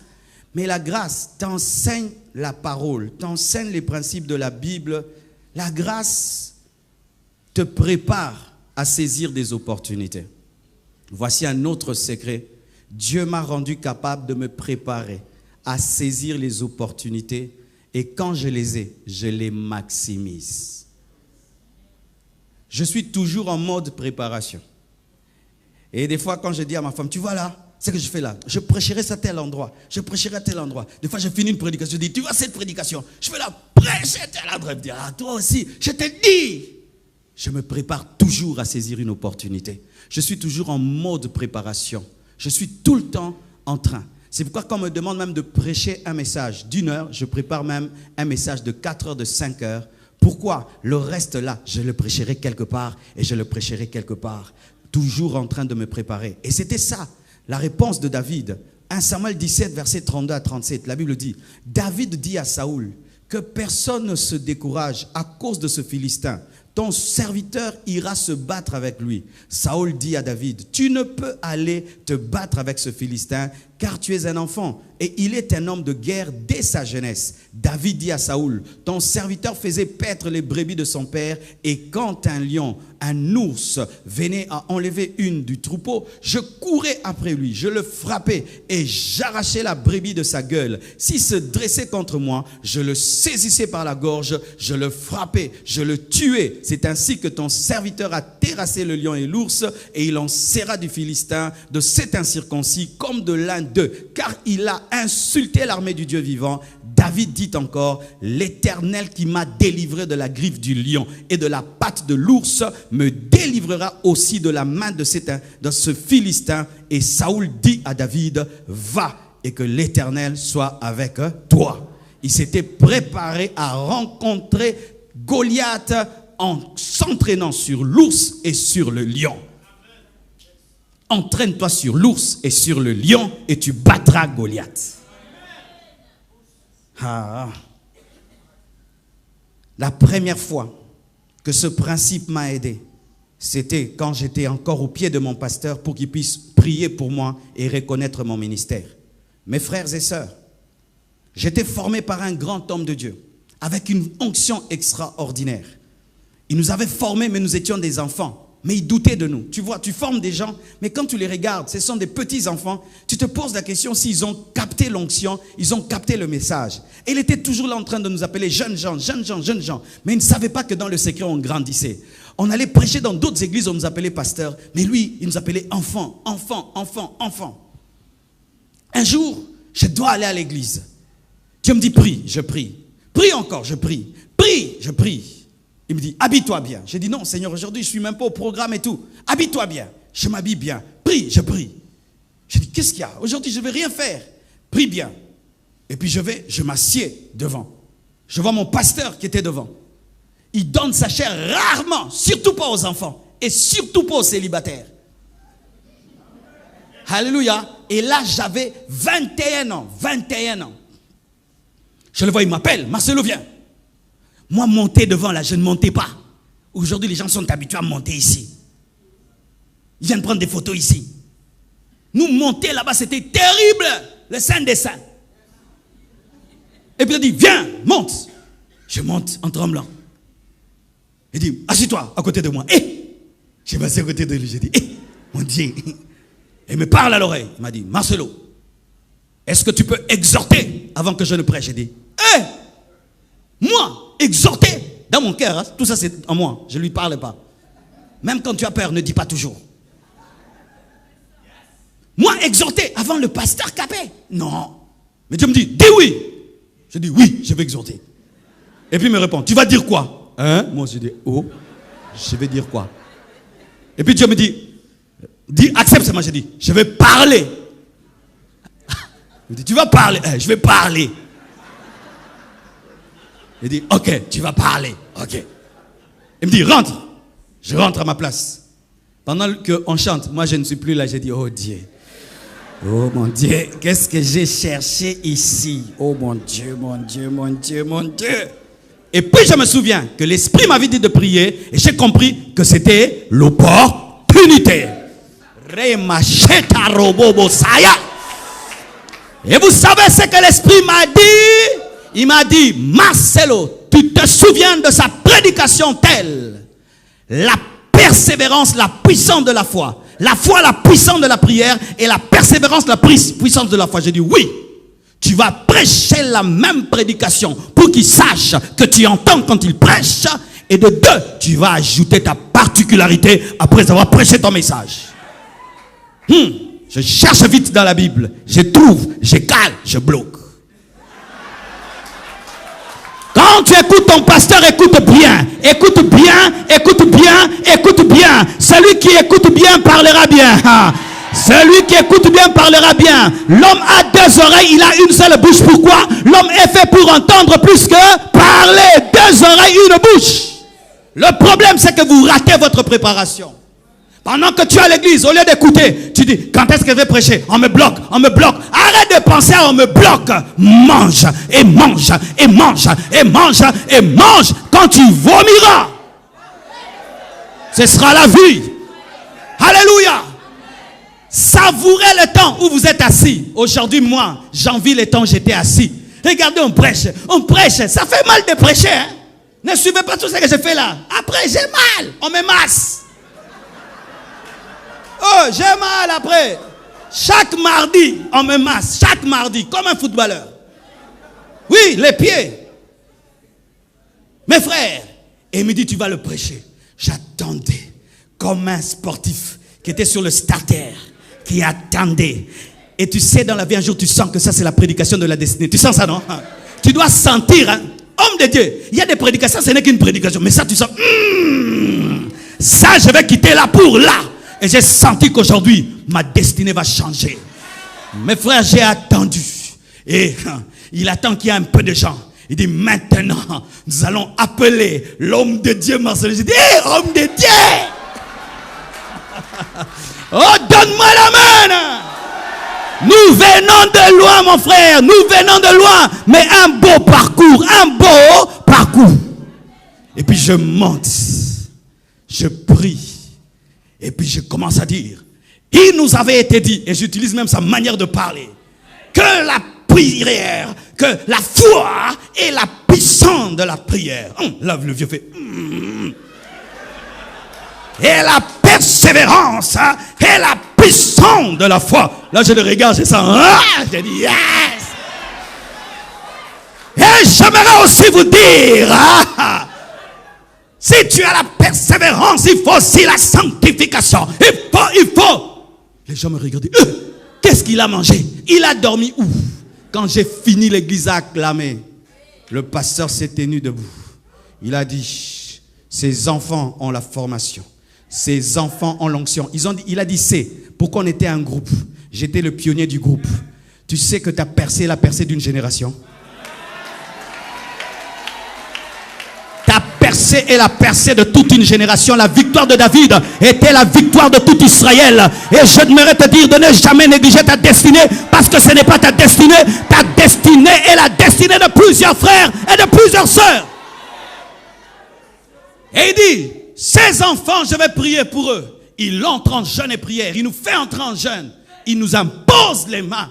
Et son onction vient sur nous. Il voyage, il va aux États-Unis. 1 année, 2 ans après, à l'âge de 23 ans, je commence une église. Et cette onction a coulé jusqu'aujourd'hui. Et je suis devenu l'un de ses fils dont il est fier. Il est fier. Dernièrement, il vient à Kinshasa. Dieu me dit, tu lui donnes une voiture, tu lui trouves une maison, tu lui fais cela. Et je le fais ça. Le matin, il m'appelle chaque matin. Mon fils, que Dieu te bénisse. Mon fils, que Dieu te bénisse. Mon fils, que Dieu te bénisse. Au lieu de faire la tristesse de vos pères, au lieu de faire la tristesse de vos pères, faites leur joie. Est-ce que tu te prépares? Quand tu pries, tu ne perds pas ton temps, tu te prépares. Quand tu remportes des victoires dans le secret, personne ne voit. Dieu voit, tu te prépares.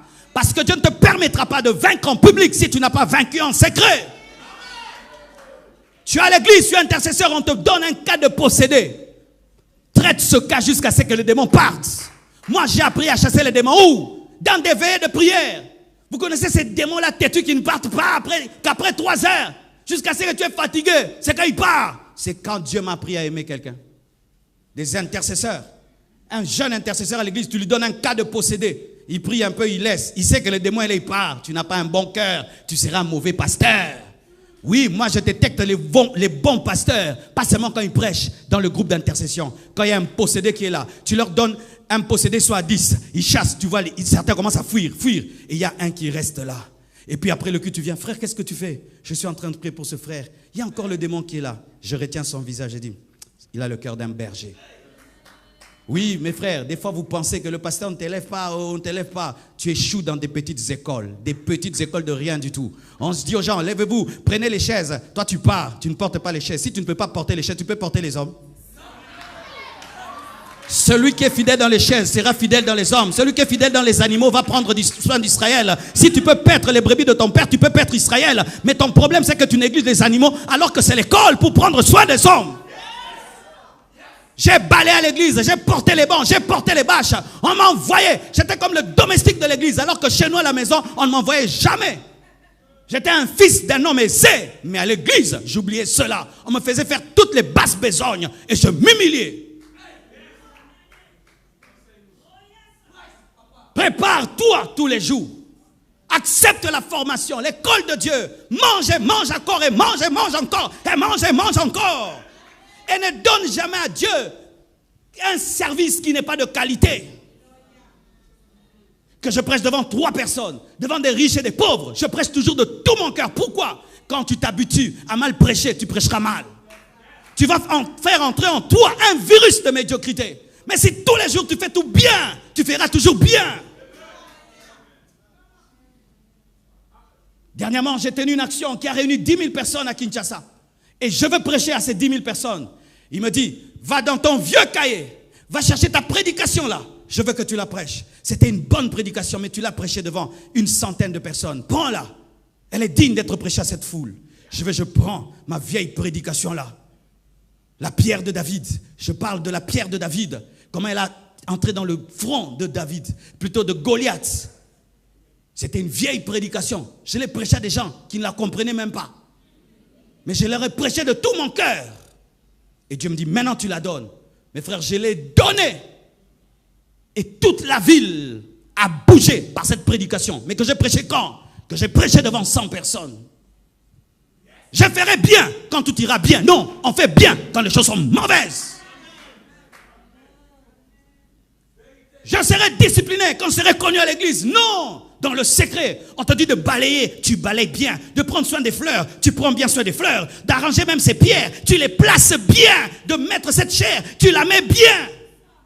C'est moi qui mettais le tapis de mon pasteur pour qu'il prêche, qui essuyait sa chair. C'est moi qui le faisais. Avec plaisir, avec bonheur. Quand tout le monde pouvait rentrer à la maison, moi je transportais les bancs de l'église et j'allais les classer. Et un jour j'ai dit à Dieu, je suis fatigué de porter ces bancs. Parce que des fois on les portait en groupe et les amis partent et toi tu restes. Et puis j'ai dit, Dieu, je laisse. Et d'ailleurs le pasteur n'est pas là. Qui voit d'ailleurs que je fais tout ce travail? Il m'a dit, moi je vois. Il m'a dit, moi je vois. Et si tu es fidèle avec des bancs, je vais te donner des hommes. Porte ces bancs. Et je prenais les bancs, je les plaçais, je les plaçais, je les plaçais. Un jour même, j'ai vu les bancs sous la gloire de Dieu. Il m'a dit, si tu peux aimer les bancs qui ne parlent pas, qui ne disent pas merci, tu aimeras les hommes. Continue, continue, continue, continue, continue. Je me suis toujours préparé à être un prédicateur international. Même quand aucune de mes prédications n'était sortie de Kinshasa, je me préparais toujours. Et je veillais toujours à parler un bon français.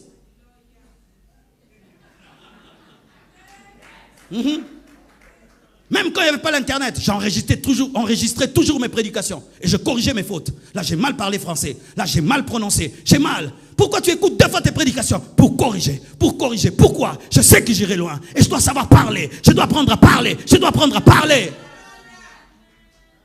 J'ai fait 1 année. Je faisais des veillées de voir. Veillées de voir. De 0h à 5h. J'écoutais T.D. Jakes. J'écoutais Noel Jones. Pourquoi? Ils avaient un bon style quand ils prêchaient. Parce que je voyais que d'autres prédicateurs avaient un style de film français. Tu connais les films français, non? On parle, on parle, on parle, on parle, on parle. Mais les films américains, suspense. Et quand je suivais T.D. Jakes, Noel Jones, tu sens le suspense, je dis, ça c'est un bon style. Si je prends ce style, mais j'emballe mon message de sainteté avec ce style, ce sera un style qui touche, mais le fond, c'est la sainteté. C'est pourquoi je te prêche la sainteté comme si je te prêchais la motivation.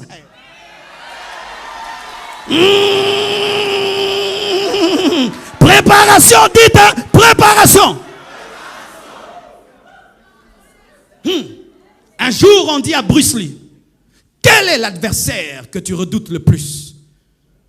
Il a dit, je ne redoute pas un adversaire qui a travaillé toutes les techniques. On dit, mais non, il est dangereux celui-là. Dit non, celui qui travaille toutes les techniques ne maîtrise aucune.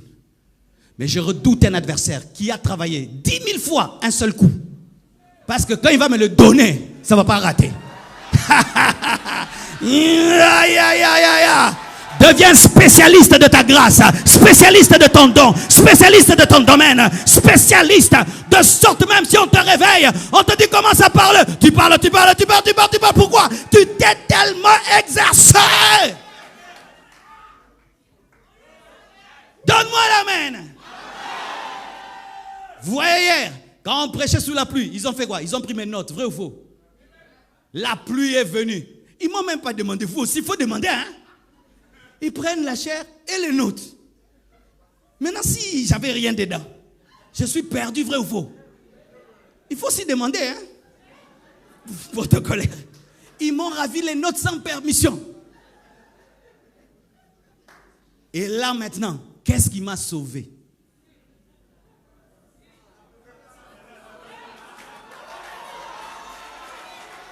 Tu es en train de prêcher avec un laptop, tout d'un coup, lobat.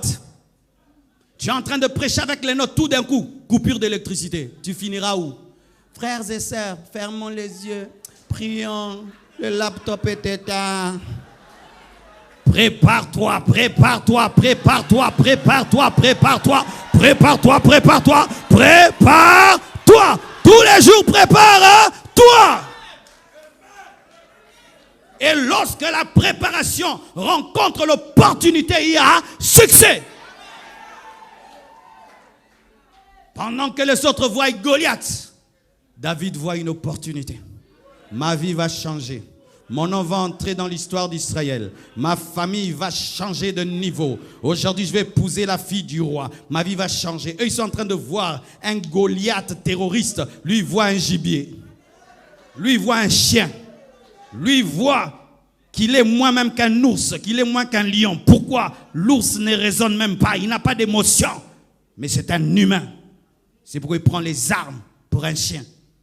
Et Goliath est étonné. Tu viens avec les armes des chiens? Oui. Je suis spécialiste en animaux. Homme de Dieu, quelle est ta préparation? Un jour, tu auras une opportunité. Et ce jour-là, tu vas tout rater. Parce que tu ne t'es jamais préparé. Et j'ai vu des gens dans la vie qui ont eu des opportunités, qui les ont ratées. Dernièrement, je devais prier, faire une veillée de prière. Et je ne me sentais pas bien. J'appelle quelqu'un. Je dis, frère, qu'est-ce que tu fais cette nuit? J'aimerais que tu puisses. Je ne lui ai pas dit même pourquoi. Qu'est-ce que tu fais? Et il me dit, moi, j'ai fait une veillée hier et je dois me reposer aujourd'hui. Je voulais qu'il puisse me remplacer dans une de mes plus grandes veillées. Il a dit qu'il n'avait pas le temps. Il a dit qu'il avait trop veillé. J'ai dit, ok. Il a raté une opportunité. Il n'a pas seulement raté la veillée, mais pendant un temps, il ne prêchera même plus. Ouais, parce que moi, je forme mes fils comme ça. Je ne dois pas te prévenir. Depuis quand on prévient les gens qu'on les forme. Moi, j'aimais les professeurs qui disaient, prenez vos notes ou prenez vos bics. C'était prenez vos papiers, vos bics. Brusques. Les hommes intelligents aiment les interrogations brusques. Pourquoi? Elles sont faites pour les gens qui sont tout le temps prêts. Et il n'avait pas le temps. Il avait un peu mal à la tête. Il avait un peu ceci, un peu cela. Et je l'ai mis de côté pendant un temps pour lui apprendre dans la vie. Il faut tout le temps être prêt. Pendant que je suis là, je dis, frère, viens, tu finis ce message, tu viens, tu finis. C'est ça, mon frère. Je te dis, viens finir, tu finis. Tu ne vas pas dire, je dois entrer en jeûne et prière. On n'entre pas en jeûne et prière devant la tombe de Lazare.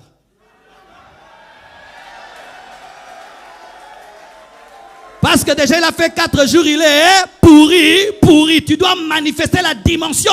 Tu devais jeûner avant, tu devais prier avant. Là, tu dois déclarer. Osborne est venu dans notre pays, mes frères. Pendant qu'il prêchait, les gens criaient et criaient. Et ils disaient, nous n'entendons pas en lingala parce que le son n'était pas bon. Et Osborne a cru que les gens disaient, va-t'en, va-t'en. Il s'est fâché, il est parti. Mais il y avait le peuple qui était là. Et vous savez ce qui est arrivé? On a un homme de Dieu dans notre pays. Lui, il est tout le temps en mode jeûne et prière. Tout le temps, sans rien, il est tout en mode. Une croisade est là. Des paralytiques et des aveugles. Qui a osé continuer la croisade? L'homme qui était prêt. Il a pris le micro. Il a dit, Osborne est parti, mais Jésus est là. Il a prêché la parole. Il a dit, paralytiques, marchez, ils ont marché. Aveugles, voyez, ils ont vu. Sourds, entendez, ils ont entendu. La nouvelle est allée chez Osborne. On lui a dit, papa, quand tu es parti, il y a un Congolais qui est resté là. Il a fait tout ce que tu fais. Il est revenu le lendemain. Il a continué la croisade. Mais nous tous, on a retenu que cet homme de Dieu est tout le temps prêt. Un jour, Vachi perdra sa place. Mais il doit trouver Esther, qui est vierge et pure. Pendant que tu perds ta virginité, tu ne sais pas que Vachi va perdre sa royauté.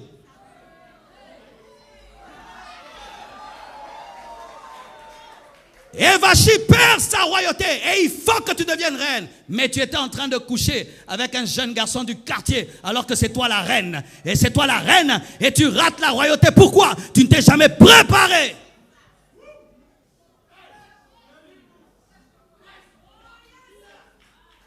Vivez tous les jours dans la sainteté. Et n'oubliez jamais que vous avez un grand futur. Préparez-vous toujours. Car des fois, mes frères, des petites erreurs aujourd'hui peuvent gâcher ton futur. Quand tu n'es pas en mode préparation. Vous savez, moi, quand est-ce que le diable a voulu détruire mon ministère? C'était au début de mon ministère, mes frères. Lorsque tu regardes toi-même ton ministère, tu ne lui donnes pas trop de valeur. Il n'y a rien de grave, des petits enfants. Il n'y a rien. Tu es au début, tu as 2 mois, 3 mois. Tu peux appeler ça un petit groupe de prière que tu peux tuer et recommencer quand tu veux. C'est quand l'ennemi m'a attaqué. Vous savez, il a failli m'avoir comment? Excès de confiance. Être en mode colombe sans être en mode serpent. Alors que pour vaincre le loup, tu dois être en mode colombe et en mode serpent. Ce sont seulement ceux qui ont la nature du serpent et de la colombe qui peuvent vaincre le loup. Mais moi, j'étais une colombe. Je suis en train de préparer la veillée. On m'appelle. Marcelo, viens. Il y a une sœur qui est malade. Viens prier pour elle.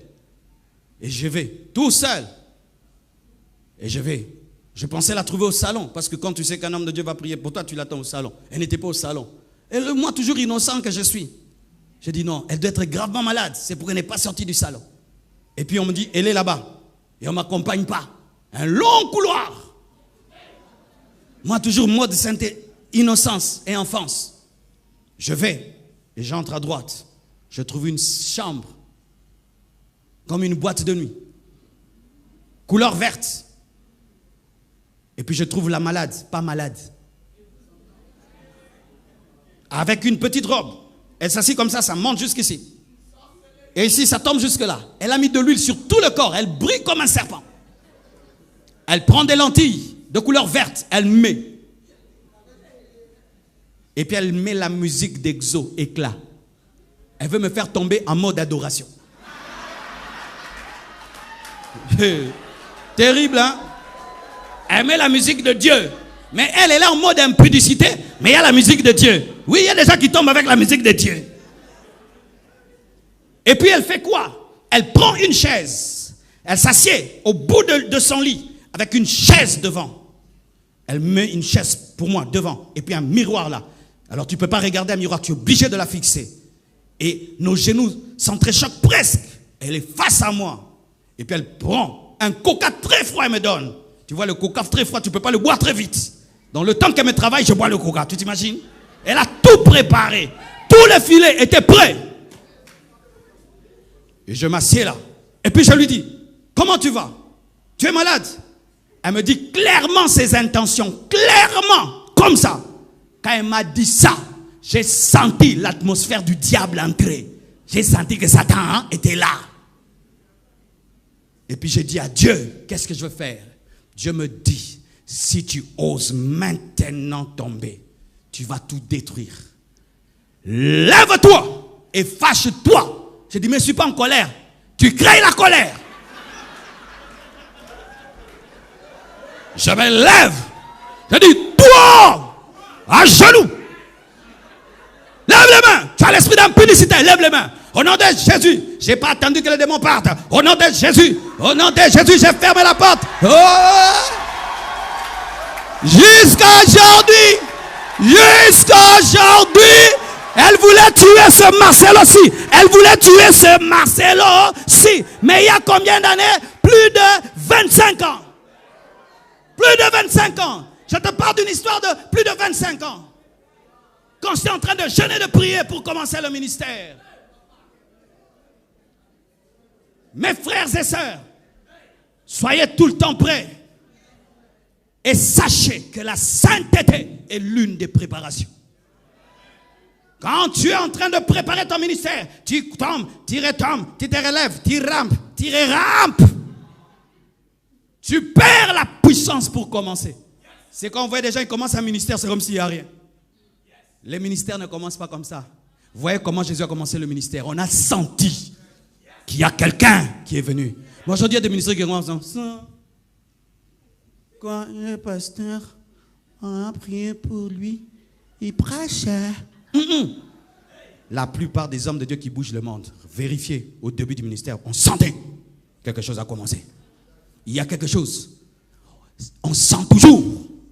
Mais pourquoi beaucoup? Ils ratent le départ. C'est parce qu'ils commencent le ministère en rampant. C'est un rampeur qui commence. C'est pourquoi le monde spirituel ne bouge pas. Mes frères, je suis allé là où j'ai commencé l'église, sans baffle, ni instrument, ni rien. Mais le coin a bougé. Le coin a bougé. Les gens venaient en ces temps-là même, je ne savais pas trop bien prêcher. Je prêchais au moins 30 minutes. Les gens viennent, ils tombent, ils rentrent sales. Et puis ils vont dire aux gens, il y a un enfant là-bas, quand il prie pour toi, tu tombes. Ah bon? Ils viennent, j'ai pris, ils tombent. Il y a un enfant là-bas, quand il prie pour toi, tu tombes. Ils venaient comme ça. Après, j'ai appris à enseigner. Mais il y avait quelque chose. Toi, tu as commencé le ministère, on ne sent rien. Même le quartier où tu as commencé l'église, on ne sait même pas qu'il y a une église là-bas. On ne sait même pas qu'il y a un homme de Dieu. Tu as mal commencé. Il y a un problème sûrement chez toi. Car si même tu ne peux pas influencer la Côte d'Ivoire, on doit sentir même au niveau de ton quartier. C'est vrai, je viens en Côte d'Ivoire, je ne te trouve pas. Mais quand je commence à entrer dans le quartier, je pose la question, je dis, il y a un homme de Dieu là-bas, il prêche, où il a l'onction, où il prophétise, mais on doit dire quelque chose. Mais le problème souvent, c'est que quand vous êtes petit, vous négligez votre ministère à cause de la petitesse et vous acceptez des compromissions pendant que vous êtes en train de vous préparer. Et quand vous commencez, il n'y a pas d'explosion. Il y a de l'eau dans la dynamite.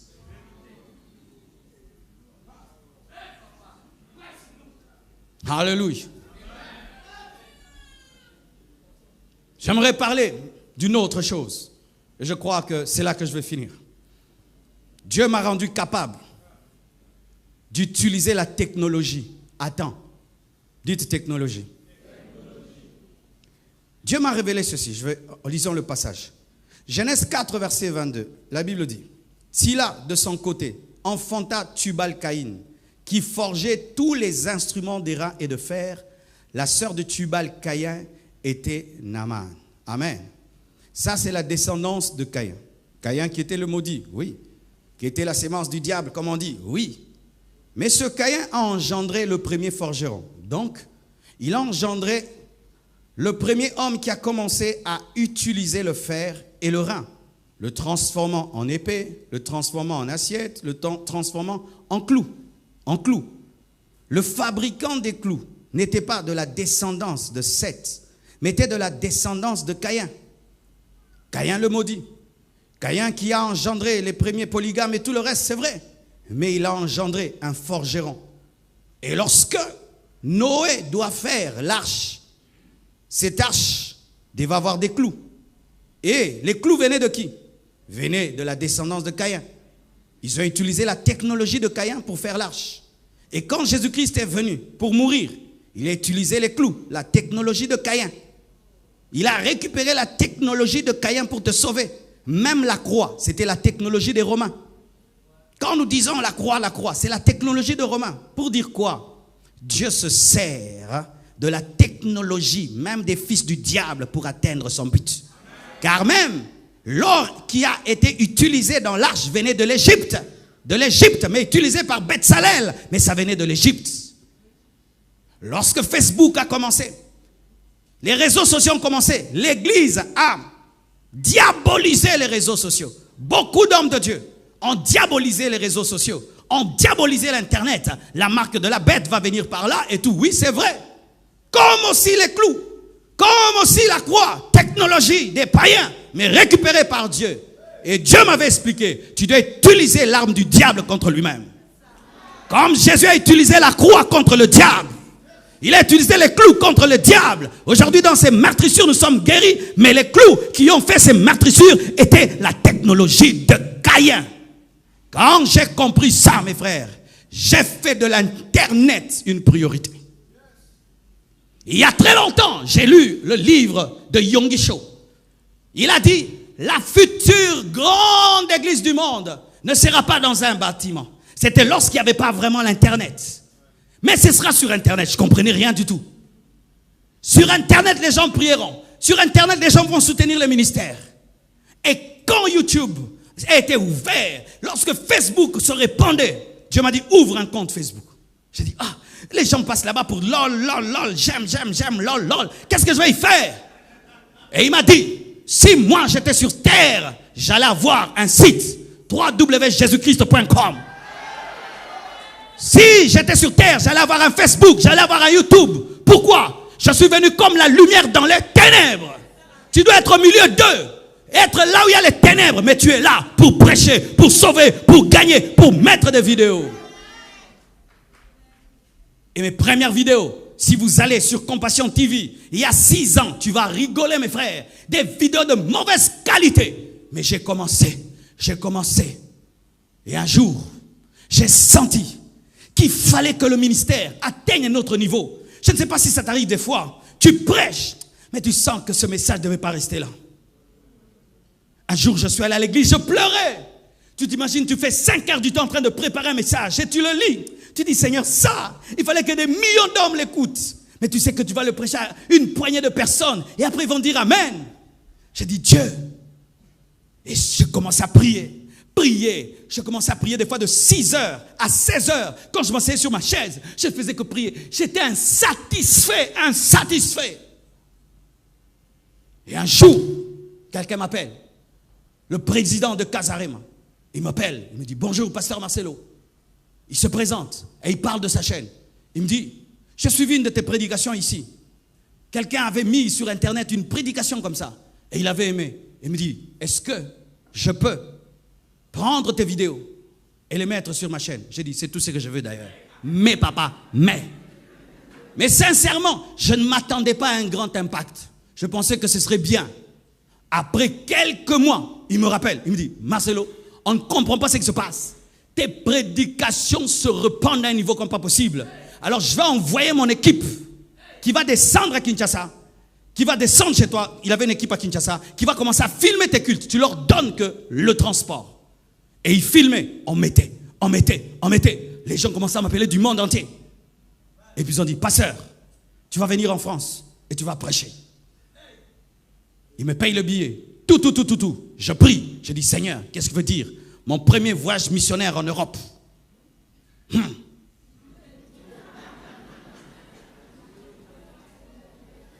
Tu vois là, toutes tes prédications reviennent, n'est-ce pas? Toutes te disent, prêche-moi. Et puis Dieu m'a dit, tu vas prêcher sur fouiller l'impudicité. J'ai dit, ah, Seigneur, allez en France. Première prédication, fouiller l'impudicité. Là, tu veux m'enterrer ou quoi? Parce que je venais de faire un séminaire à Kinshasa sur fouiller l'impudicité. Toute la ville était au courant, mais personne n'est venu. C'était parmi mes séminaires les plus ratés, je vous dis. Tout le monde en parlait, mais personne n'est venu. Ils suivaient de loin. Et Dieu m'a dit de prendre ça et de prêcher ça. Fouiller l'impudicité, premier séminaire. Et j'ai dit, Dieu, comme tu le dis, je vais le faire. Et puis j'appelle Blaise Manzambi et je lui dis, on va mettre fouiller l'impudicité. Il dit, ah, pasteur. Il dit, ok, on y va. Mes frères, nous arrivons dans la salle. La salle est pleine jusque dehors. Au point, on disait aux gens, vous qui êtes venus mercredi, s'il vous plaît, ne revenez pas. Laissez d'autres venir jeudi. Les gens s'asseyaient par terre, mais à Paris, pour écouter sur fouiller l'impudicité. Ça atteint plus de 400 000 vues.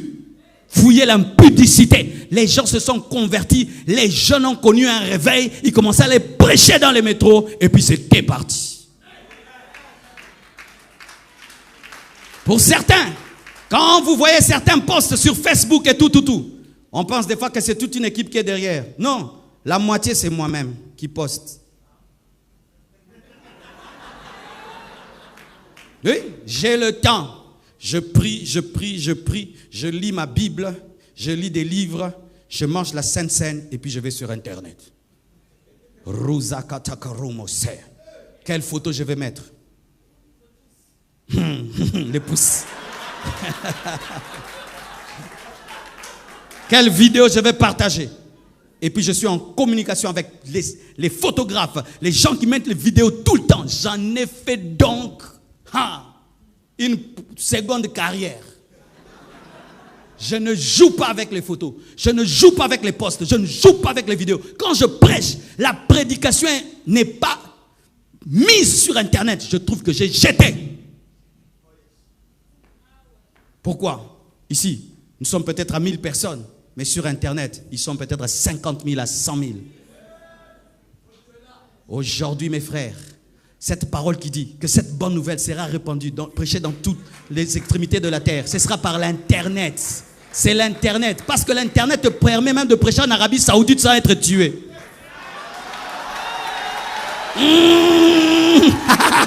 Tu entres, tu prêches dans un salon, tu sors et on ne te tue pas. Sur Internet, tu peux avoir une église en Arabie Saoudite. Vous savez ça? Que beaucoup de musulmans se convertissent par Internet. Mes frères et sœurs, utilisez la technologie. Pasteur, tu dois avoir un site Internet. Pasteur, tu dois avoir un email. Pasteur, tu dois avoir un compte Facebook, Twitter, Instagram, YouTube. Tous ceux qui, quand j'ai commencé l'Internet, se sont moqués de moi, m'ont rejoint aujourd'hui. Mais l'Internet, c'est comment? Si tu entres en retard, tu es en retard. Les autres ont déjà pris le terrain. Oui, vous devez savoir ça sur Internet, c'est quoi?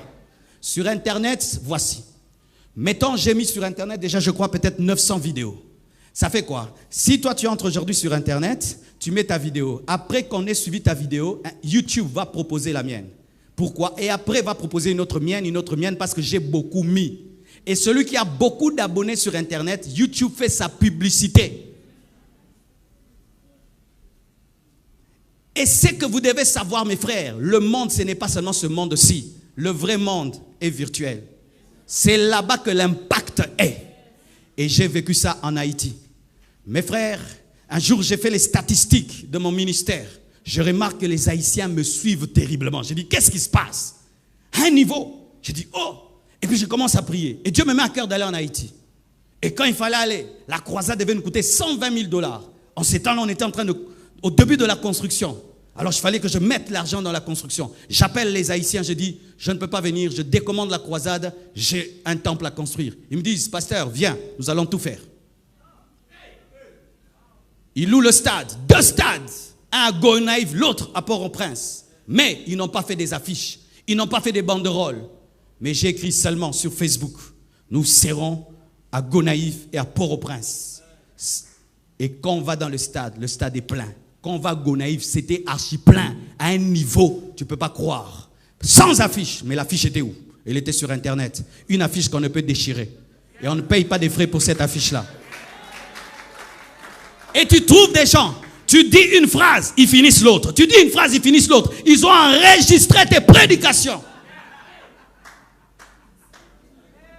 Homme de Dieu, qu'est-ce que tu as fait hier sur Internet? Qu'est-ce que tu as fait? Quel est ton impact hier sur Internet? Quel est ton impact, mes frères? Aujourd'hui sur Internet, même dans les affaires, tu peux exploser dans les affaires. Aujourd'hui sur Internet, il y a des gens qui vendent des choses, qui vendent des livres sur Internet, qui vendent même des chaussures, qui vendent tout sur Internet. Mais les chrétiens disent que c'est le diable et l'avion. C'est un chrétien qui a fait l'avion. Et le billet que tu as en poche, c'est Dieu qui a fait. Ce sont les choses du diable. Jetez aussi tous les billets. Allez dans les ténèbres et éclairez les ténèbres. Allez dans les ténèbres. Quelqu'un veut suivre la pornographie, il y a une prédication. Quelqu'un veut suivre la pornographie, il y a un enseignement. Quelqu'un veut se livrer à la drogue, il y a un enseignement. Soyez là où les choses se passent. Et d'ailleurs, j'aimerais te dire, lorsque tu as l'habitude d'aller sur Internet pour servir Dieu, tu ne peux pas tomber dans la pornographie. Parce que tu as maintenant l'habitude d'y aller pour servir Dieu. Ça devient un lieu de ministère, pas un lieu de péché. Car si tu ne vas pas sur Internet pour servir Dieu, tu y feras autre chose. Alléluia. Mes frères et sœurs, aujourd'hui je peux dire que le 3/4 de l'impact que Dieu a donné à mon ministère, c'est l'Internet. L'Internet, mes frères. Et à l'église, c'est le département dans lequel je mets le plus d'argent. Après la construction, c'est le département qui est le plus capricieux aussi, parce qu'ils exagèrent aussi quand ils savent que tu les aimes. Oh, telle caméra, ça ce n'est plus bien, ça ce n'est plus bien, ça c'est ça. Arrête aussi de faire tomber les caméras, hein, ça coûte cher. Ils t'envoient acheter une caméra de 5 000 € et puis la font tomber.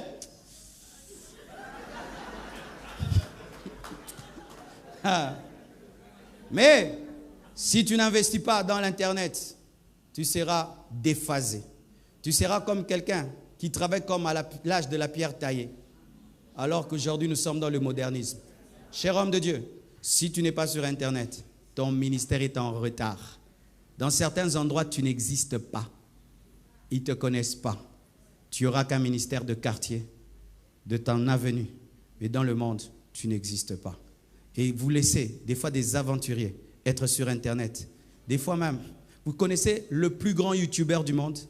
Le plus grand youtubeur du monde, c'est quelqu'un qui fait rire les enfants en commentant les jeux vidéo. YouTube lui paye des millions de dollars par mois. Et vous connaissez le plus grand Twitter du monde? Le plus grand Twitter, la plus grande tweeteuse du monde, c'est Katy Perry, une musicienne. Deuxième, c'est Justin Bieber. Troisième, c'est Obama, qui tweet et qui ont de l'influence sur Twitter. Quand des fois je vais sur Twitter, je regarde comment les hommes de Dieu se comportent sur Twitter, ils négligent Twitter. Quand je vais sur Instagram, surtout nous les francophones, il faut voir comment on néglige Instagram. Alors que si vous ne savez pas, aujourd'hui Instagram a plus de puissance que Facebook. Facebook commence à être dépassé, démodé. Maintenant c'est Instagram. Mais beaucoup de gens sont encore collés à Facebook. Parce que vous devez comprendre, maîtriser l'outil. Car si vous ne maîtrisez pas l'outil, vous serez dépassé. Et vous savez qui m'aide à maîtriser l'outil? Les enfants. Moi, ce sont mes enfants. Je dis, Oracle, quelles sont les tendances? Papa, ces derniers temps, c'est plus Facebook, c'est Instagram, ok? Et quand tu vas sur Instagram, il faut mettre des hashtags. Hashtag, c'est quoi? C'est ça qui fait slash comme ça, quoi. Oh, il faut mettre, parce que quand tu mets un hashtag, ok. C'est pourquoi j'allais parler aux hommes de Dieu, comment utiliser les Bétzalel dans le ministère. C'est-à-dire quoi? Ces personnes qui maîtrisent la technologie, toi tu maîtrises l'hébreu, mais tu t'humilies devant elles afin qu'elles puissent t'aider. Parce que même si tu es Moïse, il y a Bétzalel qui maîtrise ce que tu ne maîtrises pas. Le problème des hommes de Dieu, nous voulons être des omniscients, des omnipotents, des omniconnaissants. Ce qui fait que lorsque les fils veulent nous aider dans un domaine où nous bégayons, nous disons non, je ne maîtrise pas, je ne connais pas, je n'aime pas cela. Non, ton fils est en avance dans le domaine de la technologie, laisse-le t'aider dans le domaine de la technologie. Il est en avance en comptabilité, laisse-le gérer la comptabilité. Il est en avance dans le marketing, laisse-le faire le marketing de l'église. Toi, demeure dans la parole et dans l'enseignement, mais laisse Bétzalel construire l'arche. Mais quand toi tu vas prier, la Shekinah va descendre sur l'arche. Il faut la complémentarité avec les Bétzalel. Tu ne peux réussir le ministère si tu fais tout toi-même. Alléluia. Un jeune garçon qui s'appelle Ezabora a changé mon Facebook. Une jeune fille qui est venue de l'Angleterre m'a enseigné comment on utilise Instagram. Ils m'ont enseigné, ils m'ont appris comment les choses se passent là-bas. Mes frères et sœurs. Et là même, je viens de rencontrer un jeune garçon belge. Je l'ai invité dans mon comité en Belgique. Pendant qu'on parle, je me suis rendu compte qu'il connaissait tout plus que nous tous. J'ai dit on se tait, on l'écoute. Frère, parle. On a fait une réunion pour parler aux gens. Lui, quand il commence à parler, je sens qu'il est en avant. J'ai dit, on s'était. Tom, parle. Il a dit, j'ai étudié votre Facebook, votre YouTube et tout. Je me suis rendu compte que vous avez une influence de ceci, de cela, mais je remarque que vous n'exploitez pas ça. Il a fait l'étude de moi en quelques minutes. J'ai eu peur de lui. J'ai dit, hé, frère, toi tu me connais comme ça? Et puis j'ai remarqué que voici, il y a des 50 pirates sur vous que vous devez supprimer. J'ai dit, frère, je te paye le billet, tu quittes la Belgique. Tu viens à Kinshasa. Pendant 4 semaines, viens dire ces choses à mes gens. Le 10, il doit être à Kinshasa avec sa femme et ses enfants. Qui viennent nous apprendre, nous prendre de là et monter là. Et j'investis dedans. Pourquoi? C'est le futur de l'évangélisation. Aujourd'hui, tu fais le porte-à-porte, on va te chasser. Mais tu peux faire le téléphone en téléphone. Des téléphones en téléphone, des téléphones en téléphone, des téléphones en téléphone. Ta banque est dans ton téléphone, vrai ou faux? Ton hôpital dans ton téléphone, vrai ou faux? Mais les églises ne sont pas dans les téléphones. J'ai créé une application, Pasteur Marcelo Tounassi, comme WhatsApp, comme Facebook. Moi aussi j'ai mon application. Va sur App Store et sur Google Play Store. Télécharge Pasteur Marcelo Tounassi, tu vas me trouver. Si Paul entendait de telles prédications, il allait s'évanouir. On est en train de prêcher, on dit Google Play Store, App Store, application. Ça, ce sont les prédications du 21e siècle. Alléluia. C'est ça être prédicateur moderne. Tu maîtrises les nouveaux outils de l'évangélisation. Alléluia. Et cet homme va venir. Et Dieu m'a dit, il est le futur de ton ministère. Si tu ne l'écoutes pas, tu vas stagner. Et il va venir. On va tous l'écouter. Parce que quand aussi vous courez avec un homme de Dieu qui accepte des mises à jour, vous aussi devez accepter les mises à jour. Parce que des fois, nos collaborateurs sont orgueilleux. Ils sont orgueilleux. Non, on ne fait pas comme ça. Non, on ne fait pas comme ça. Vous êtes en train de chasser celle qui est en train de oindre les pieds de Jésus-Christ alors qu'elle est en train de prophétiser qu'il va mourir et ressusciter. Notre église en fait jamais comme ça. Notre église en fait jamais comme ça. Ce n'est pas votre église, c'est l'église de Dieu. C'est l'église de Dieu. Parce que des fois, nous aimons le statu quo. Pourquoi? Le statu quo donne une fausse paix. Une fausse paix. On maîtrise à gauche et à droite. Mais non, il faut des fois quitter la zone de confort. Et il vient. Il va nous donner à nous tous des cours. Et on doit suivre et appliquer. Dans chaque domaine de ta vie, tu dois avoir quelqu'un qui t'amène plus loin. Et quand tu le découvres, humilie-toi. Laisse-le te guider. Jéthro a aidé Moïse à décentraliser son pouvoir. Jéthro, l'homme qui a vu la gloire de Dieu, ne connaissait pas la décentralisation. Mais Jéthro l'a aidé. Mais l'autre problème, c'est que lorsque Jéthro vient te parler, tu dis, toi, est-ce que tu as vu la gloire de Dieu? Moi, j'entends Dieu face à face. Arrête avec tes face à face. Que Dieu vous bénisse abondamment.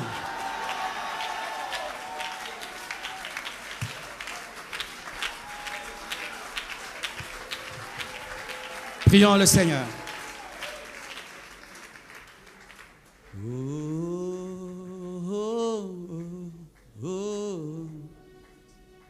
Je crie à toi.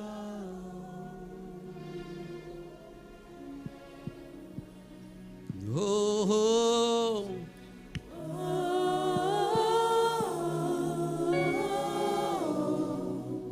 je crie à toi.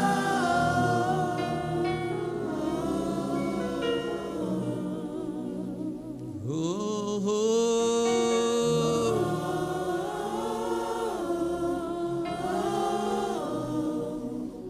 Je crie à toi.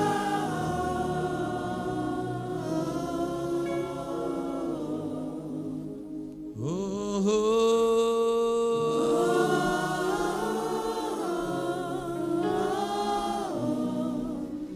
Je crie à toi. Je crie à toi, je crie à toi, je crie.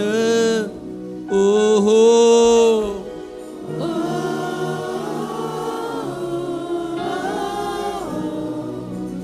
Je crie à toi. Demande à Dieu la force par le Saint-Esprit de pratiquer ces messages. Prions.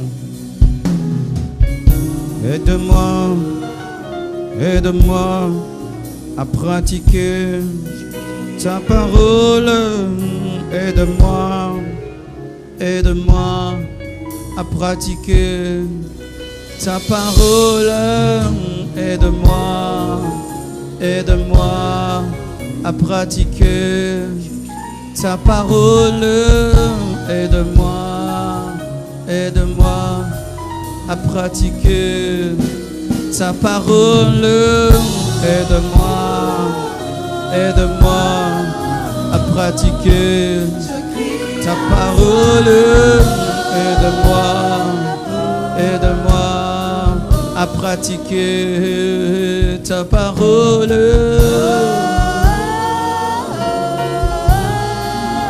Seigneur Dieu béni tes serviteurs et tes servantes. Aide-nous à pratiquer ce message. Au nom de Jésus-Christ. Amen. Que Dieu vous bénisse abondamment.